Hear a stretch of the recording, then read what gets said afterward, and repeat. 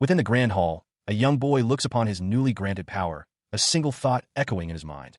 Isn't this a garbage gift? His dismay is palpable. The ability to summon mere weeds is deemed laughable by those around him. Beside him, a young girl named Latina looks on with wide, concerned eyes, whispering his name, Left. The boy's mind drifts away from the present, thinking back to a different life. He recalls an inn that felt as insignificant as a weed, the memory taking the form of a sprawling, modern cityscape under a starless night sky. In that past life, he lay bleeding out on a cold, hard surface, unable to move. His gaze fell upon dandelions gone to seed as he questioned if this was truly his end. He had but one regret. As his life faded, a shadowy figure loomed over him, their voice dripping with condescension as they asked if the fun times were over. The last thing he remembered was the sight of a revolver and that final, deeply disappointed voice. And so, he breathed his last. The memory dissolves, and he finds himself awake and alive, kneeling in a field of flowers. He looks down at his own hands, startled by how small they are, and wonders where he could possibly be. He crawls to a nearby pool of water and peers at his reflection. The face that stares back is not his own. It is the face of a young, blonde child. The shock of this new reality washes over him. As the confusion begins to settle, a name surfaces from the depths of his new consciousness. He remembers now. He has left Austria. He stands before a grand mansion, fully aware of his situation. He is left, the third son of the Baron. But at the same time, he still possesses every memory from his past life, a life spent working desperately in a country called Japan. It is a strange, unsettling feeling, having two complete sets of memories suddenly merge into one. He stands in the well-maintained garden of his family's estate, his quiet contemplation interrupted by a familiar voice, wondering if he was napping there again. The voice belongs to Latina, who appears with a burst of energy. She announces that she has come to play again today and demands that he be thoroughly grateful for her presence. She is Latina B. Vanum, the eldest daughter of a viscount, and has been his fiancée since they were both 3 years old. She's also his only friend of the same age. Eagerly, she asks what they should play, suggesting they play house, which elicits a weary sigh from him. He asks if they could perhaps play something different for once, but she flatly refuses. She explains that this is a rehearsal for their future, reminding him that not all married couples get along well. Taking his hand, she pulls him along, telling him not to be shy and to take a seat. He reluctantly complies with a quiet, "Oh, okay." Their game of house begins with high drama. Speaking through her doll, Latina accuses his doll of giving a gift to another lady and declares she is breaking off their engagement. Her doll then shouts that his misdeeds end here. Left, through his own doll, can only express confusion, stating he doesn't remember that. She continues the elaborate scenario, explaining that the other woman was wearing a limited edition bracelet sold only at the local town branch. She claims their butler found the purchase receipt in his drawer and that she even confirmed it with the store. Internally, Left marvels at how realistic the setting is for a game played by an 8-year-old. Cornered by the evidence, his doll stammers in disbelief. Latina's doll accuses him of two-timing her. Getting swept up in the drama, Left has his doll apologize profusely, promising to stop flirting. He then raises the doll high, proclaiming that at the next soiree, he will proudly declare his love is dedicated only to Latina, which makes her beam with happiness. The performance leaves him utterly spent, face down on a cushion. Latina, however, is thrilled, praising his improved acting and admitting her heart is racing. Their dolls, meanwhile, comment that the play is getting too mature and suggest the next setting will be adultery. With a look of utmost seriousness, she declares that playing house isn't just a game. He holds his doll, a single thought running through his mind, but it is just playing house. He was taken aback by her next words. With wide, sincere eyes, Latina confessed her desire to stay close to him forever. She then elaborated on her intense logic, holding up a doll and proclaiming that their game of playing house is a critical endeavor. Her goal, she explained, is to proactively experience and solve any potential marital problems they might face in the future, thereby reducing the risk of any serious falling out. He could only stare, a bit stunned by her precocious reasoning, murmuring her name in disbelief. Despite his surprise, he found himself agreeing with her. He admitted that he, too, wants a harmonious marriage and promised to do his best at their game. His words brought a bright smile to Latina's face. He realized that Latina's passion stemmed from a genuine and serious consideration for their shared future. And so, their unusually mature game of playing house continued. The thought, he admitted to himself, made him happy as well. 2 years pass. On a significant day, Left, now older and dressed in fine formal wear, walks with a dignified air. Onlookers murmur in admiration, noting his poise and calling him the prodigy, the star of the day's event. His father, Count Austria, listens with pride as others remark on the boy's exceptionally high magical power, their excitement palpable. Left observes them, understanding that they are already trying to curry favor. Just then, a familiar voice calls out.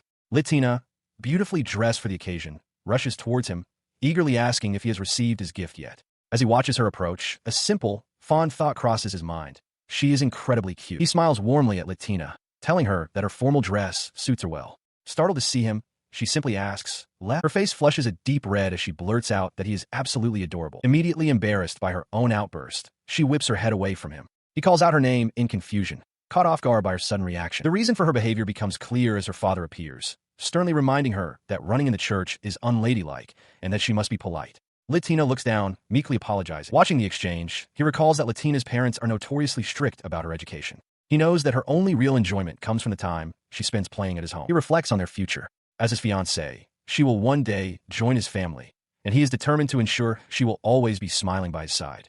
For her sake, he hopes for a good gift from this ceremony. His thoughts are interrupted when his father tells him not to be nervous and calls him to the altar. Heeding the call, he kneels before a large crystal orb placed on the altar, clasping his hands to offer his prayers. As he finishes, the priest looks from the orb to the boy, his eyes wide with surprise as he begins to announce the result. Glowing letters materialize inside the crystal. The priest reads the words aloud for all to hear. Plant encyclopedia. The strange gift causes a stir. The priest admits he has never seen such a thing. Left's father wonders if it is a gift unknown even to the church, while his mother questions if it is a unique gift. While he stood bewildered by his new gift, others in the audience began to discuss the outcome. Latina's father remarked that a unique gift made Left more than qualified as a future husband for his daughter. Her mother agreed, noting it was expected that high magical power would result in a rare gift. Latina, for her part, simply acknowledged the event as something to be expected from a prodigy. The conversation underscored the immense weight of the day's events. This blessing ceremony was known to determine a person's entire future. A powerful gift could pave the way for a successful life, whereas a mediocre one would make that same path significantly more difficult. For Left, the stakes were clear, and he had approached the altar with a heart full of hope, anticipating a special blessing. His hopeful anticipation, however, had given way to the present confusion. The priest, leaning in, asked him directly if he understood the nature of his plant encyclopedia gift. Left affirmed that he did. It is a mysterious quality of these gifts that their owner instinctively grasps how to use them, and as if to prove this, the encyclopedia had already materialized in his hands. He examined the object, a thin, ornate book. His first thought was that for an encyclopedia, it was surprisingly slim. Despite its size, he resolved to use it. Opening the book, he saw that its pages were filled with detailed illustrations of various plants. As he focused on an entry, a faint light emanated from his hand. A small, three-leafed plant materialized from thin air, hovering above his palm. The priest, startled, cried out, asking what it was. He calmly identified it as a common weed, explaining that it seemed he could materialize any plant depicted within the encyclopedia. The priest's mind raced with the implications, his voice rising in astonishment as he asked if this power extended to creating legendary ingredients for elixirs, such as the fabled divine grass. He quickly consulted the book again, flipping through its pages. After a moment, he delivered the disappointing news. The divine grass was not listed in the encyclopedia, and therefore, he could not create it. The priest hummed thoughtfully, processing this limitation. His mind shifted to another possibility, and he asked if the book at least contained entries for the high-grade herbs needed to create advanced potions. He frantically flipped through the pages of his encyclopedia, searching for any herb of value. The priest, leaning closer, pressed him, asking if even low-grade herbs were listed. With growing dismay, Left had to admit that they, too, were absent. In a final desperate attempt, he managed to materialize a single, tiny plant. It sprouted on the pedestal next to the crystal ball, a common weed. The priest stared down at it, his expression unreadable, his silence heavy in the air. A soft sound escaped his lips as the full weight of the situation began to dawn on him. His eyes widened in shock as whispers erupted from the onlookers behind him. From the gallery, the other nobles began to murmur. Latina's parents expressed their disappointment after all the anticipation, remarking on how pitiful it was for the Austria family. Seizing the opportunity, Latina's father took her by the arm. He declared they were leaving and would formally inform the Austrias that the engagement was now off. Latina could only stare, stunned by her father's abrupt decision. As her father pulled her away, she reached out a hand, her face a mask of disbelief and protest. His parents moved to his side, his mother embracing him while his father rested a reassuring hand on his head. But the damage was done. From that day forward, he became known throughout the town as an object of pity. His gift, once a source of hope, had branded him. He was now the weed user. Faced with this cruel reality, the question of what he would do now hung in the air. In the estate gardens, Left Austria matches a flower to an illustration in his plant encyclopedia. With a satisfied smile, he materializes the bloom, noting it is the 7th plant he has successfully brought into existence this way. Later, at his desk surrounded by his collection, he calls for the head maid, Kyra. She appears promptly, and he requests more paper for drying his specimens. Kyra acknowledges his request and asks if he found another new plant from his book, to which he confirms he did. She remarks on the large number of plants he has collected in such a short period. His cheerful demeanor fades as he looks down, thinking to himself that he has simply had more free time since Latina stopped visiting. He quietly agrees with her, trying to offer some comfort, Kyra suggests that Lady Latina must simply be busy with other matters. His attention is then drawn to a familiar sight outside, Latina's family carriage. As he peers out, a hand suddenly grasps his, pulling him back. It is Latina herself. Startled, he looks at her as she brings a finger to her lips, urging silence. She whispers that she has come to see him in secret, leaving him to wonder why she is hiding. She explains that her butler was thoughtful enough to allow her to accompany him in the carriage. Her expression saddens as she delivers grave news. At that very moment, she says her parents are likely informing his parents that they are breaking off their engagement. The image of their fathers sitting in a formal meeting flashes through his mind. Latina adds that, as a result, he is now forbidden from contacting her. She explains that her father is a ruthless man who believes only in meritocracy and will not be swayed. The thought makes her ill. With trembling hands, she tells Left that even though they won't be able to see each other for a while, she trails off, leaving him to stare in stunned silence. He recalled a happier time, sitting across from Latina as he asked what she wanted to do for fun that day. She had dismissed their usual game of playing house, wiping a tear from her eye as she insisted that, for today, she wanted to do whatever he wished. Enthused by her answer, he had declared they would go plant hunting. From a nearby window, his parents and the head maid watched them play. His father remarked that Left might become a plant researcher, and his mother accepted an offer for more tea. His mother reflected that all she could do was extend the time the two children had together. His father agreed, adding that they had come to think of Latina as part of their family. During their search, she had pointed to an illustration in his plant encyclopedia, telling him she wanted to see the beautiful white grass next. He identified the plant as snow cotton grass and, consulting his knowledge, explained that it only grew in cold temperatures, making it unlikely they would find it now. Latina listened, taking in his words. She thought to herself how smart Left was with his unique and rare gift. The memory soured as she recalled that the gift her own father desired was one of straightforward strength. The memory brought her back to the present, where her father's disapproval would now forbid them from even meeting. She grew frantic, hating herself for the jealous thought that other girls would surely not leave such a wonderful boy alone. He saw her distress and gently spoke her name, pulling her from her spiraling thoughts. In his outstretched hand, he had materialized the very flower from her memory, the snow flare, the snow cotton grass, and offered it to her. She could only stare, completely stunned. She stared at the flower in her hand, surprised, and asked if he had found it. He clarified that he hadn't found it, but had materialized it directly from his encyclopedia. As she took in the magical creation, a man in a butler's uniform called out to her. With a radiant smile, she thanked Left, telling him the flower was beautiful. Their moment was interrupted by the head maid, who apologized but insisted it was time for them to return to the carriage. Left watched, a look of dismay crossing his face as their time together was cut short. As she began to walk away, he desperately called out her name, shouting for them to play again. Latina stopped, her expression somber as she looked back at him. His plea brought tears to her eyes. Despite her sadness, she managed a bright, hopeful smile and promised him that, of course, they would. With that final promise made, she turned and entered her carriage, her melancholic face visible for a moment through the window as it began to pull away. Left watched it go, silently apologizing to her.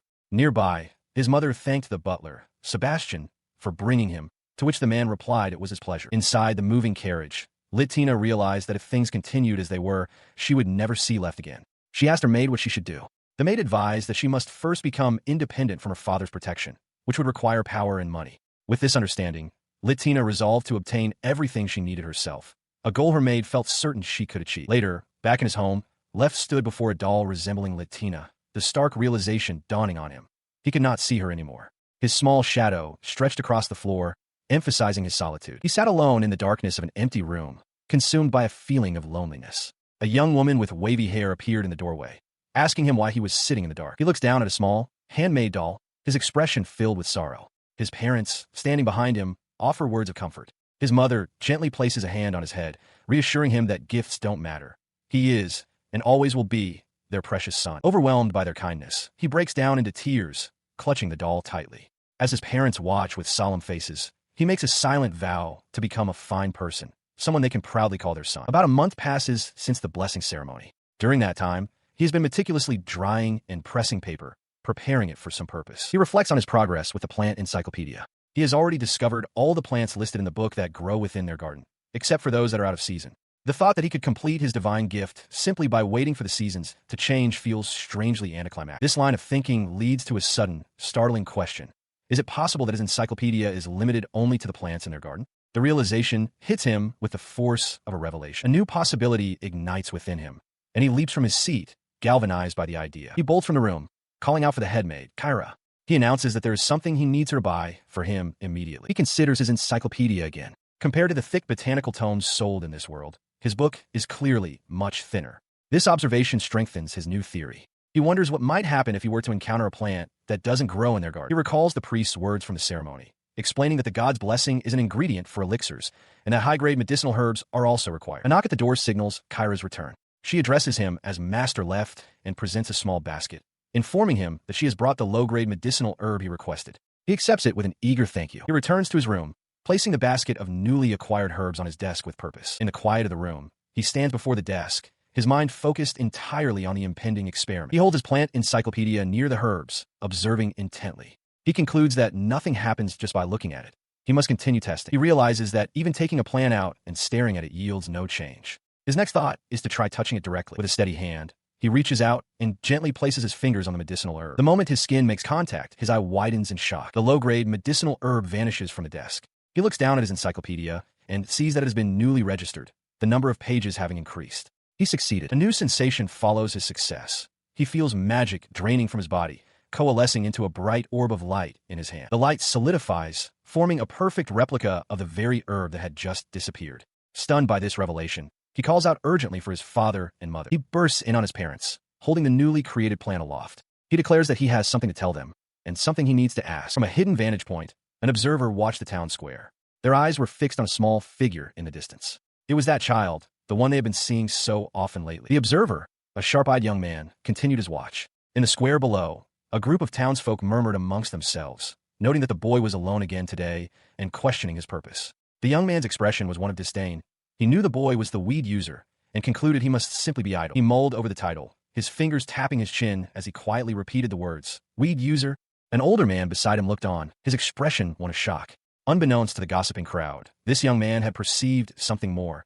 He had discovered the true potential of the encyclopedia that Left carried. As Left Austria walks through the town alone, onlookers whisper behind his back. They label him a weed user and speculate that his own family must have given up on him. Despite their words, he seems to be enjoying himself, filled with a quiet determination. He thinks of his parents, hoping they will see what his hands can now do. He presents his hands to his parents, and a low-grade medicinal herb materializes from a flash of light. His mother and father are stunned. She recalls that the head maid, Kyra, was just about to go buy some. In response, Left reveals a bag overflowing with the same plants. He proudly explains that he created all of them just moments ago. After some research, he tells his father he learned that materializing one herb requires only 124 magic power, which means he can now produce them in large quantities. His father, Count Austria, is astounded by this revelation. He immediately decides to go to the church priest and the Bevanum family to explain everything, certain that this will overturn Left's evaluation and restore the engagement. But Left urgently stops him, insisting there's no need for that. The Count questions his son's reluctance, arguing that this incredible skill is something everyone should know about. Left counters with a serious warning. If the true value of his ability spreads, there will be people who try to misuse it. His father pauses, visibly torn between ambition and concern for his son. Left recognizes this as a sign of his father's kindness. He then makes his decision, stating that he doesn't care about the malice of others and wants to keep his ability a secret just between them. His mother, however, brings up a different concern, asking if he is truly okay with parting ways with Latina. Left cheerfully replies that it's fine, explaining that in their dollhouse games, they've overcome many marital crises together, including serious themes like cheating and conspiracies, much to his parents' shock. He dismisses the concern with a smile, believing this situation is just another one of those crises and that Latina likely feels the same. Elsewhere, Latina sits quietly as her butler, Sebastian, serves her tea, her expression thoughtful. In their separate homes, their resolve aligns. Latina determines that she must gain power and rank first in the entrance exam. Left, equally resolute, promises to himself that he will be fine, vowing that he will definitely come for her. He expressed his gratitude, and his father, after a moment of thought, agreed to keep the boy's ability a secret. The man then correctly surmised that to progress with the plant encyclopedia, his son would need to verify various plants. Left confirmed this with an enthusiastic yes. His father offered to prepare as many useful plants as possible, but Left politely declined, stating it wasn't necessary. Instead, he made a different request, permission to go into town by himself. His request was eventually granted. First, he ventured out with servants on several occasions to confirm the town's safety.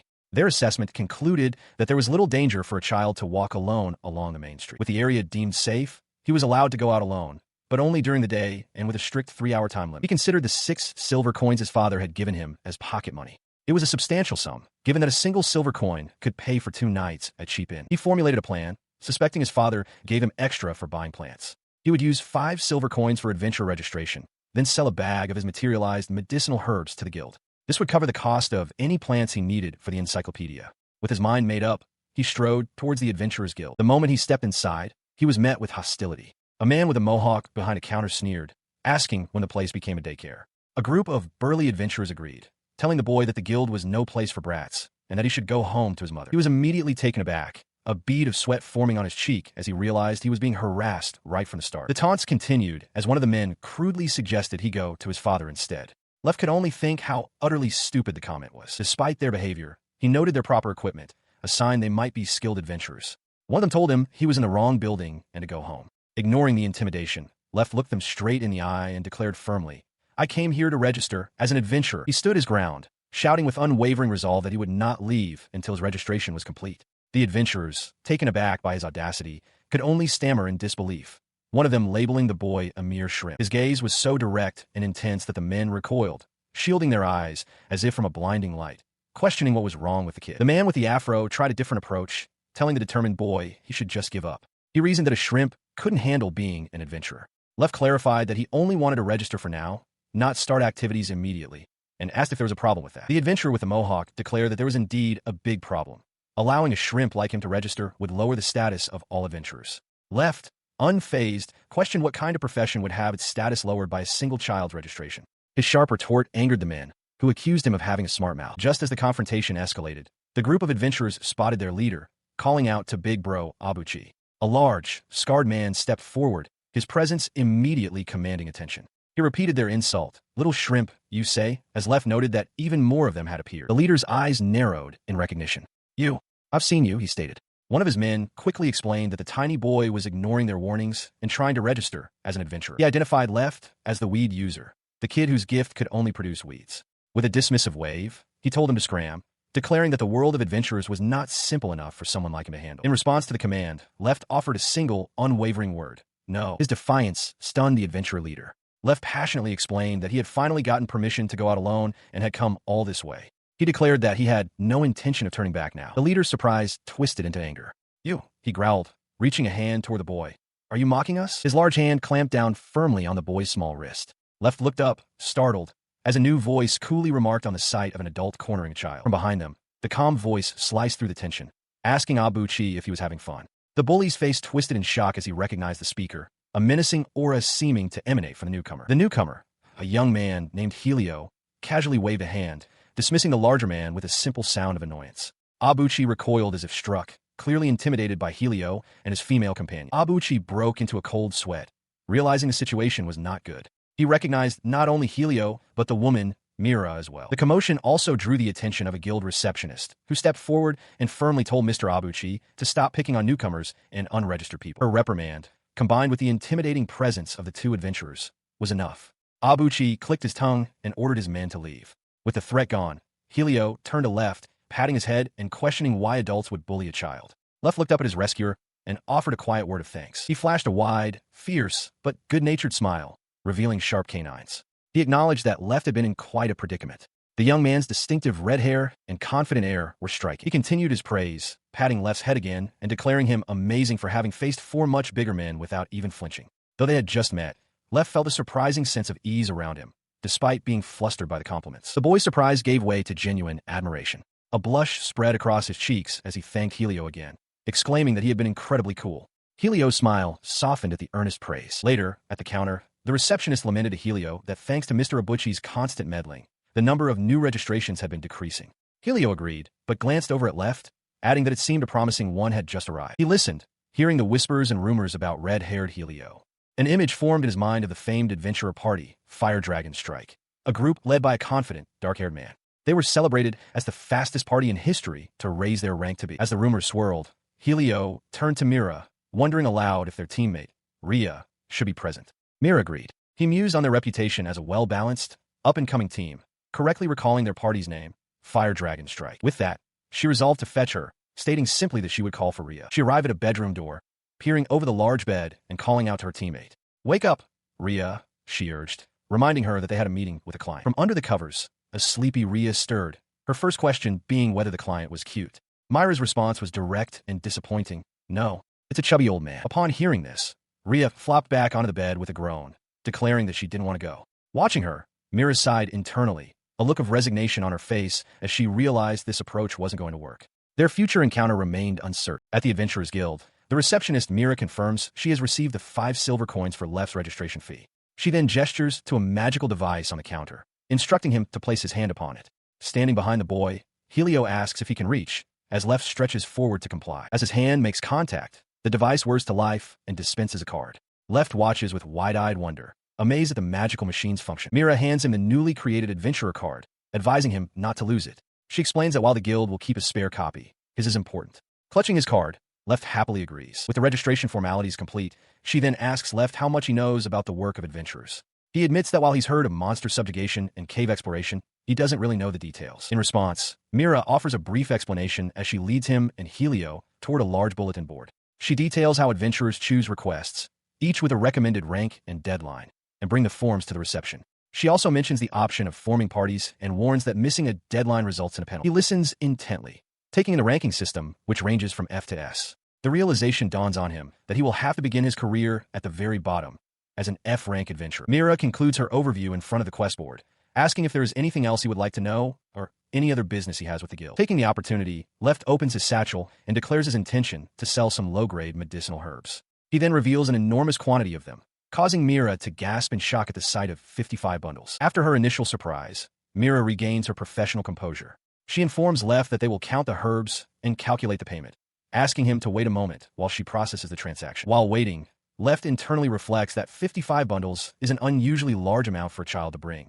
yet no one seems to be questioning it. He surmises this must be how the Adventurers Guild operates. His thoughts are interrupted by Helio, who asks if he intends to accompany him until the very end, explaining that he's only there because it's his day off. He followed his guide through the Adventurers Guild, offering his thanks. As they walked, he overheard other adventurers whispering, realizing with a hint of resignation that they were calling him the weed user here as well. His guide, Helio, suddenly turned to him with a curious expression and asked his age. Left answered plainly that he was 10 years old, a response that seemed to startle the older adventurer. Helio's eyes widened in disbelief. He couldn't reconcile the boy's tender age with the intensely contemptuous glare he had witnessed earlier. Left, for his part, simply looked back with a bright, innocent expression. Misinterpreting Helio's shock as concern, Left thought to himself what a nice person his guide was. Just then, the receptionist, Mira, returned to the counter, apologizing for the wait. She announced that the 55 bundles of low-grade medicinal herbs would sell for 2 copper coins per bundle. Mira then calculated the total, stating it came to 1 gold and 1 silver coin as she placed the payment on a tray.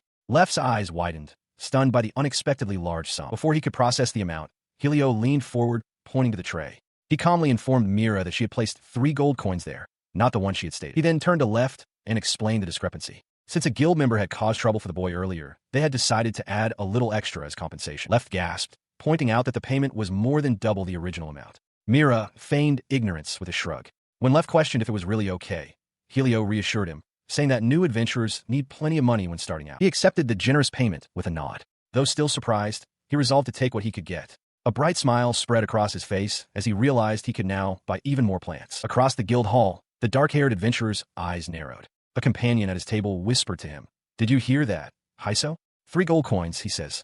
The adventurer, Hiso, remains silent, his gaze fixed and intense. He confirms that he has it, as Mira turns to call out to Helio, announcing her own success. This exchange prompts a confused Left to stammer a question, while a flustered Mira asks what Hiso means. With a sly grin, Hiso remarks that he was unaware Mira could perform a receptionist's duties so properly. He continues, noting that with her party, the Fire Dragon Strike, she's usually more casual. As Helio approaches, he explains that it's simply because they've known each other for so long, a reason Hiso seems to accept. With a bright smile and a thumbs up, he then declares that he found Myra's resolute demeanor from earlier to be quite cool, adding that he likes it. Left, overhearing the praise, has a sudden, mischievous realization. The compliment, however, sends Mira into a complete fluster, her face flushing as she stammers, unable to form a coherent word. She struggles to respond, first saying that she thinks favorably of everyone in their party. When Hiso casually acknowledges this, Mira gathers her courage and confesses directly to him that, of course, she likes him too. Yet, in the moment after her confession to Hiso, her gaze seems to drift, and she softly murmurs Helio's name. Having witnessed the entire dramatic exchange, Left pumps his fists in silent celebration, overjoyed that Mira managed to make her confession. Hiso, however, beams with a wide, friendly smile.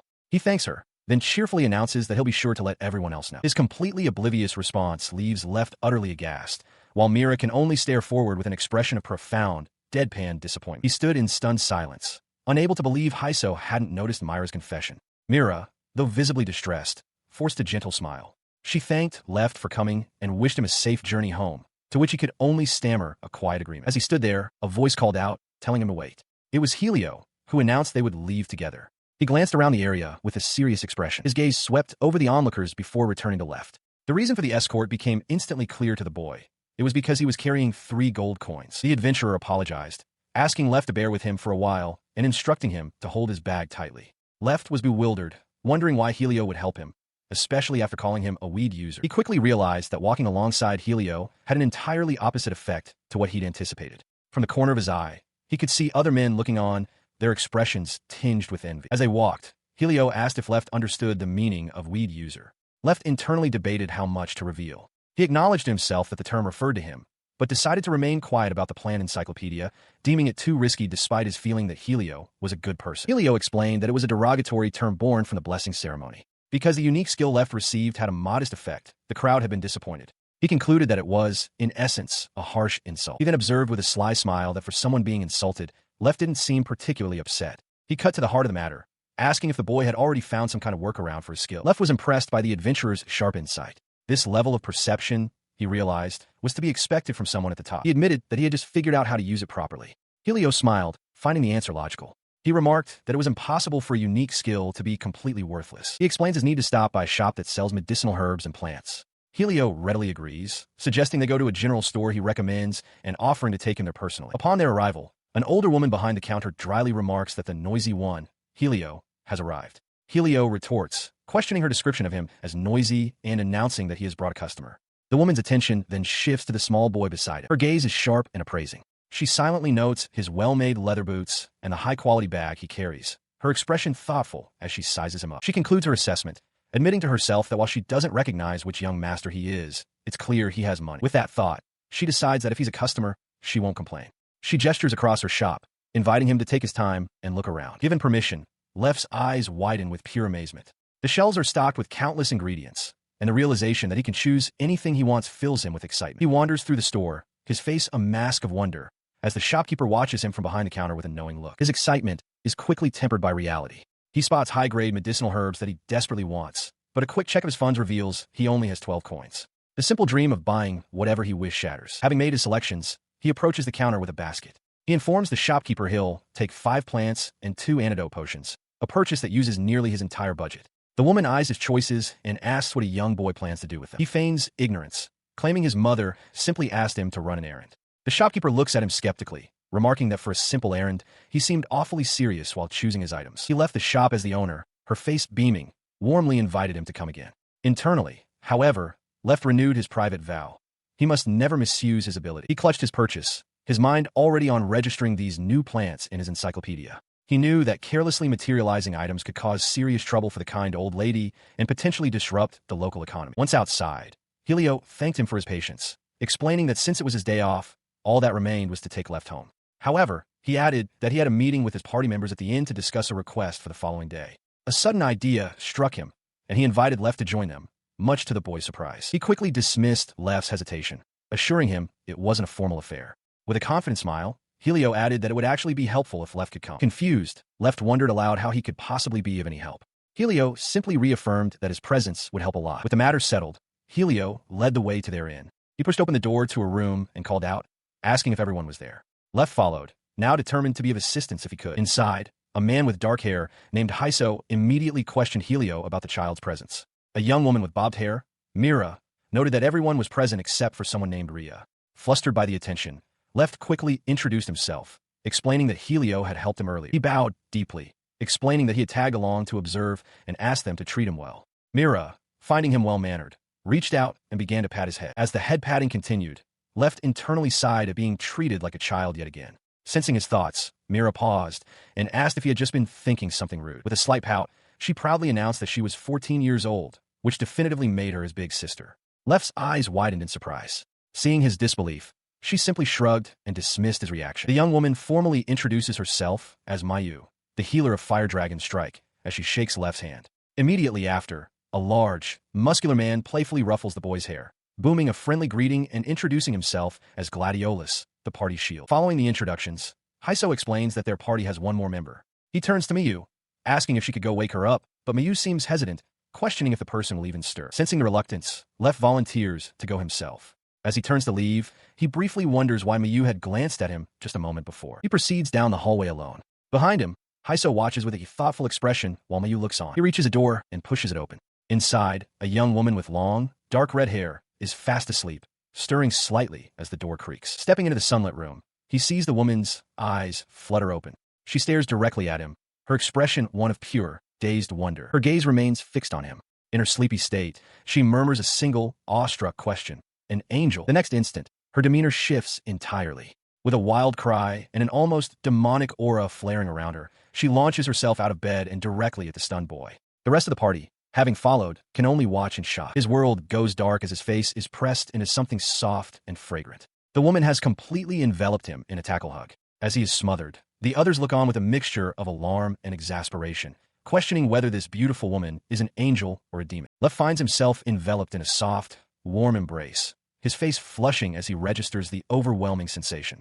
Beside him, Haiso offers a sheepish apology for the sudden situation. Haiso, looking slightly nervous, admits he never expected their meeting with the Fire Dragon Strike members to begin this way. He places a hand on the table, deciding to proceed, and announces that with Liatris in a good mood, they should start. The reason for his predicament becomes clear. Left is seated snugly on Ria's lap. He is utterly bewildered, having found himself in this position without warning. He marvels at her speed. He couldn't even see her movements when she returned after tidying herself up. It is his first time experiencing the high-level physical abilities of a top adventurer firsthand. Ria gazes down at him, a blush on her cheeks, while Haiso remarks that he could only watch her from afar until now. But finally, he can touch her. Left, still flustered, resigns himself to the situation for now. In the background, Gladiolus grins knowingly as Mayu watches the scene unfold. Ria's excitement suddenly bursts forth. She hugs Left even tighter, her face contorted with joy as she loudly declares that he is her ideal. She continues to squeeze him affectionately, repeating his name with adoration. Mayu observes her teammate's outburst with a flat, unimpressed expression. Mayu's composure finally cracks. A deep blush spreads across her face as she processes Ria's words. Love at first sight. She stammers in denial, insisting that Left is not her little brother. Nearby, Gladiolus laughs heartily, telling Left he might as well give up. Haiso sighs, surveying the chaotic scene. He notes the mounting misunderstandings, while Left, caught in the middle, looks completely overwhelmed, his eyes spinning. Deciding to regain control, Haiso claps his hand on the table and formally calls the meeting to order. With the meeting underway, though Ria still holds Left on her lap, Haiso begins to explain the details of their new mission. He reveals that it is a direct request from the country. The document on the table specifies a duration of 1 week and a substantial reward of 200 gold coins. He continues to lay out the details of the mission. The subjugation is equivalent to a rank A quest, as there have been sightings of a wyvern near the mines. His party members immediately begin to dissect the information. Ria asks about the wyvern's attributes and numbers, while Mayu questions the necessity of a week-long time frame. Haiso, with a confident smirk, notes the generous reward of 200 gold coins, a clear sign of the king's investment. Listening to their professional exchange, Left is struck with awe. He realizes this calm, analytical approach is the mark of top-tier adventurers, and they don't seem nervous at all. Noticing the boys' rapt attention, Haiso explains that this is their standard process for discussing the details of a request. He asks Left for his thoughts, and the boy, overwhelmed but enlightened, admits he learned a great deal.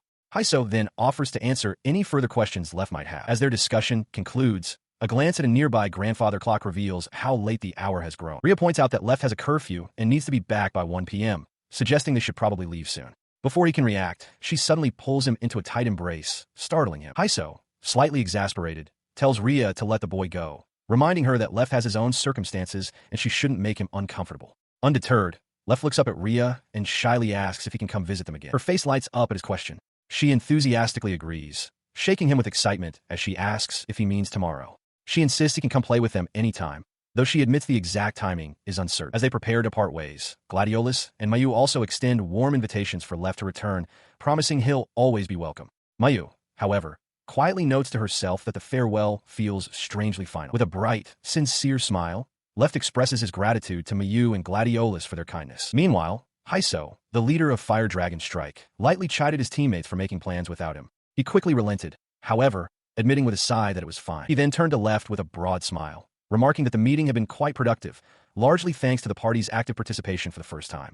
Haiso extended an open invitation for the boy to visit them occasionally. Overjoyed by their genuine welcome, Left eagerly accepted, honored by the offer. His time with the adventurers concluded, he returned to the Austria estate. Announcing his arrival, he was greeted warmly by the household staff. His brief foray into the adventurer's world was over. It was time to resume his studies as the son of a noble. His curriculum was extensive, covering reading and writing in the official language of the Nemophila Kingdom, general education, such as arithmetic, and specialized subjects like monster studies, flora, and fauna. In addition to his academic pursuits, his training also included swordsmanship. He felt the weight of all there was to learn. As evening fell, he sat down for dinner with his father and mother. When they asked about his day, he recounted all the events, deciding to hold nothing back. His parents listened intently, their expressions shifting to surprise. His mother leaned forward, confirming if he had truly been assisted by the leader of the renowned Fire Dragon Strike. His father expressed relief that Left was safe after being harassed by those men. His mother, however, couldn't contain her excitement, revealing herself to be a great fan of the adventuring party. Despite their words, Left could still detect a trace of worry in their faces. Their concern soon softened into warmth. His mother remarked that despite the eventful 3 hours, she was glad he seemed to have enjoyed himself. His father concurred, pleased that his son had made such reliable new acquaintances. As they spoke, they enveloped him in gentle, reassuring smiles. He basked in their affection, a look of pure contentment on his face. He returns to his room after dinner, walking down the quiet, ornate hallway of his family's estate. Inside, he settles at his desk, a sense of excitement building as he prepares for the long-awaited task, registering new plants in his encyclopedia. He opens the book, feeling it grow thicker with each new entry. This tangible growth gives him a sense that his own abilities and options are expanded. His attention is captured by a particularly beautiful specimen, the crystal flower. He marvels at its appearance and notes its staggering price of 1 gold and 5 silver coins, far more than the 8 silver coins for an intermediate medicinal herb. He eagerly anticipates registering this special plant next. The flower is renowned among adventurers as a popular choice for romantic confessions, as its crystalline structure continues to shine long after it has been picked. After registering all the plants he purchased, he begins to verify the magic power cost for materializing each one. He confirms that low-grade medicinal herbs, poisonous plants, and numbing grass all consume a mere 2 magic power, which falls within his expected range. He then moves on to the moonlight grass, venturing into uncharted territory. Knowing it's an ingredient for intermediate and higher-level potions and costs 4 times as much as common herbs, he calculates that its magic consumption should be between 8 and 14. His prediction proves accurate. The moonlight grass consumes exactly 10 magic power. Based on this, he extrapolates that a standard intermediate medicinal herb should require around 40 magic power to create. However, when he attempts to materialize an intermediate herb, he is stunned. The process drains a staggering 50 magic power, far more than he anticipated. This sudden realization fills him with dread as he considers the cost of the crystal flower, his most expensive purchase. His hand hovers over the encyclopedia, a wave of hesitation washing over him. A troubling thought stops him from proceeding. He stared into space, a worried expression on his face. With a maximum magic power of 124, he seriously questioned if he had enough to materialize the expensive crystal flower. He decided to set the matter aside for now. Though he had successfully registered the flower, he would try materializing it again later, after his magic recovered. His attention shifted to his next experiment, poisonous plants and their antidote. To test the encyclopedia's fidelity, he prepared 2 identical leaves of a poisonous plant. One was the genuine article, purchased from a store, while the other he had just materialized himself. He cautiously chewed a piece of the leaf and immediately recoiled, spitting it out. The bitterness was overwhelming. The poison's effects began to take hold. A wave of sluggishness washed over him as his health ticked down by 1 point every 5 minutes. He endured it for a moment longer before reaching for the antidote potion. After drinking the potion, relief spread through him. The effectiveness was remarkable. He concluded the test, having confirmed that the effects of the store-bought and materialized poisonous plants were exactly the same. He collapsed onto his bed, the experiment complete. Just as the guild had verified the healing effects of his medicinal herbs, he now knew the plant encyclopedia reproduced items perfectly. This meant it was safe to sell his creations. Still, he shuddered, recalling the unpleasantness of ingesting poison. With this confirmation, however, he could move forward. Lying there, he identified a new problem. This was a step forward, but a small one. He realized that even with a rare plant registered in his encyclopedia, there would be times he was powerless. His total magic power was dependent on his level, and he foresaw situations where his reserves simply wouldn't be enough. The conclusion was unavoidable. With a grunt of determination, he clenched his fist. The only way to overcome this limitation was by leveling up. He sat up, clutching his book. He had become an adventurer to defeat monsters and level up, a plan that would be manageable with a combat-oriented gift. But the plant encyclopedia was not suited for battle, making the path forward difficult for a child. As he pondered this, he recalled Haiso's friendly invitation to visit the guild. An idea began to form. 10 days after his decision, he arrived at the plains spreading outside the castle gates, a territory known for its frequent goblin appearances. He was accompanied by 2 senior adventurers. The red-haired woman, Ria, noticed his tension and told him to relax, while the other, Mayu, looked on. The area, she explained, was aptly named the Goblin Plains. Left could only manage a nervous agreement. Suddenly, Rhea held him back, telling him to stop. She pointed towards a spot in the distance, her expression shifting to one of focus. In the direction she indicated, a small group of green-skinned creatures milled about. Left stared, his eyes wide as he recognized them for the first time. They were goblins. Mayu confirmed his identification, explaining that just like adventurers, monsters also have ranks. Judging by their aura, she determined these were the lowest F rank. She then turned to Left, asking if he was scared by the sight of the three creatures. He looked down at the trio from their vantage point on the wall and quietly admitted that he was a little. Rhea reassured him, telling him his big sisters were there to help. She explained that it was too dangerous for a beginner to face three at once, so she would take down two of them. His turn would come when only one remained. She instructed him to get ready. With a surge of resolve, Left agreed, gripping his short sword tightly. He offered his thanks, his mind racing with the knowledge that this would be his very first battle against a monster. Outside the castle walls, Left and a woman with long, dark red hair exchange greetings. She smiles warmly, introducing herself, and Left politely replies, saying it's nice to meet her. Sometime later, in an open field, the group's peaceful outing is interrupted. A small, sinewy creature with pointed ears, a goblin, suddenly appears before them, its claws digging into the earth. His eyes widen in shock. A bead of sweat trickles down Left's face as he processes the sudden danger. Before the goblin can react, something flashes past it with incredible speed, kicking up a bit of dust. The creature shrieks, startled, as Left and his companions stare, unable to comprehend what just happened. The monster, with its hideous face, pitch-black eyes, and sharp fangs, turns its attention to the children. Latina calmly tells Left that it's his turn. He agrees, admitting to himself that it's terrifying up close, but his expression hardens with resolve. He has made up his mind. He draws a short sword, understanding that his plant-based gift isn't suited for combat. To increase his magical power, he knows he must defeat monsters himself. He watches the goblin, noting its simple and repetitive attack patterns. Putting his daily training to the test, he parries a swing from the goblin's club. From the sidelines, Liatris and Latina offer words of encouragement.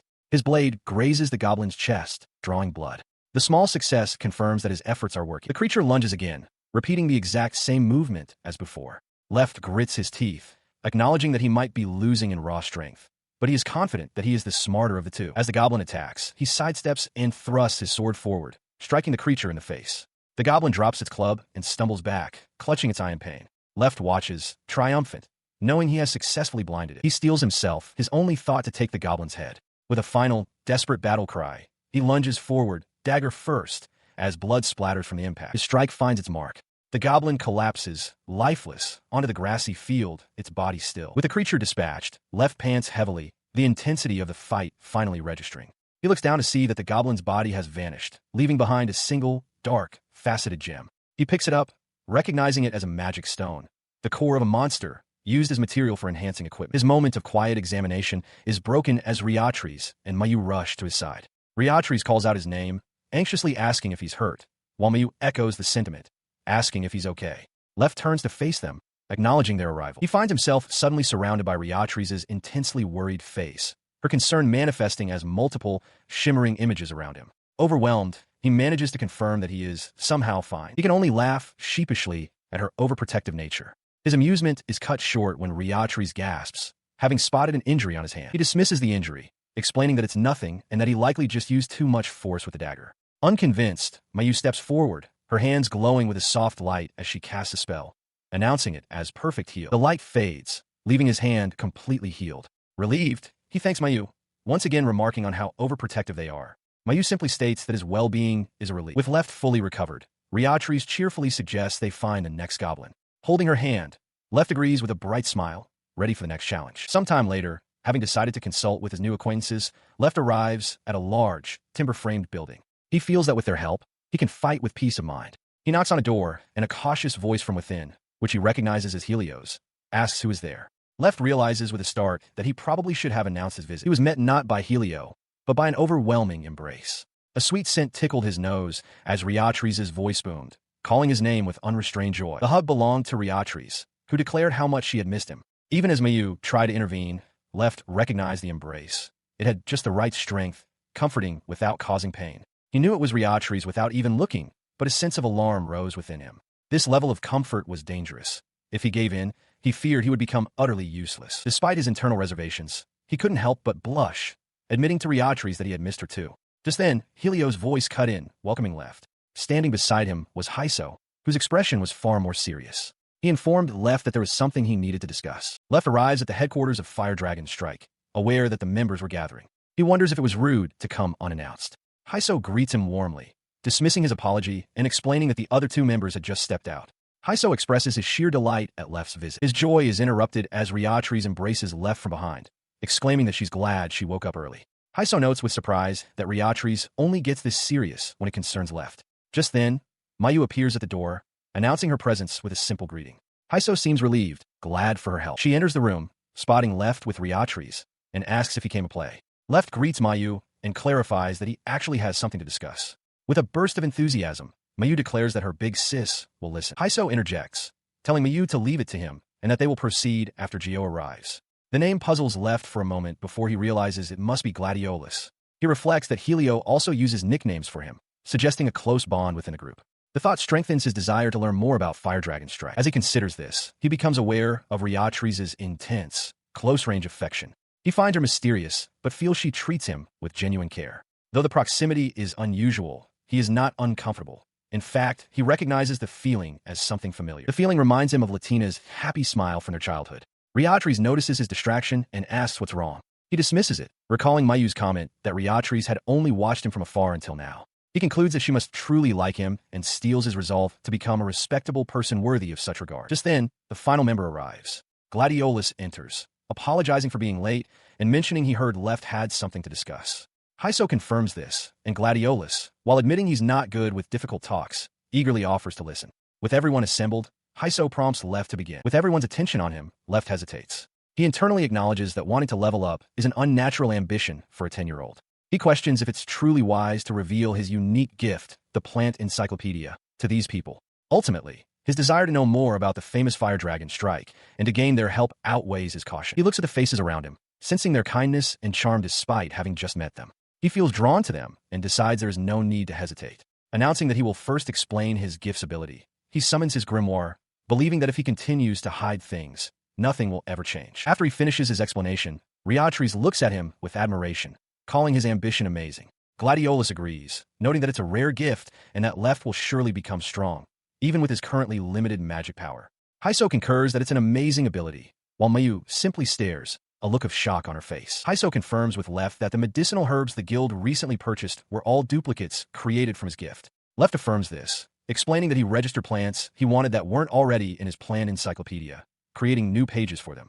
The realization dawns on Heiso that if Left's ability levels up, he could mass-produce these valuable plants at any time. As he processes this, Mayu speaks up, apologizing and clarifying that she never meant to deceive him. She feels a sense of responsibility, as it was Helio who introduced them.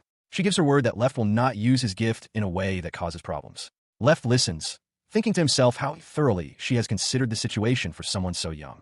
Heiso acknowledges her desire to investigate the gift, understanding her reason. He rubs the back of his head, agreeing with Mayu's analysis and admitting he doesn't believe Left is the type to cause trouble. Mayu adds that they simply need to be careful things don't get out of control.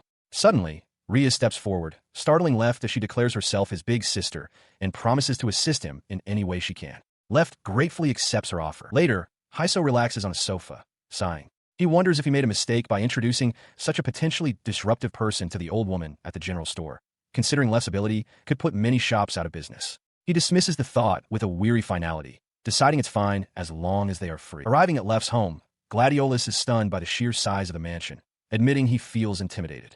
Heiso remarks that he had assumed Left was merely a polite boy with high-quality belongings, but now understands he is actually the son of a noble. Left simply smiles, pleased to have them visit. Inside, they are greeted by Left parents.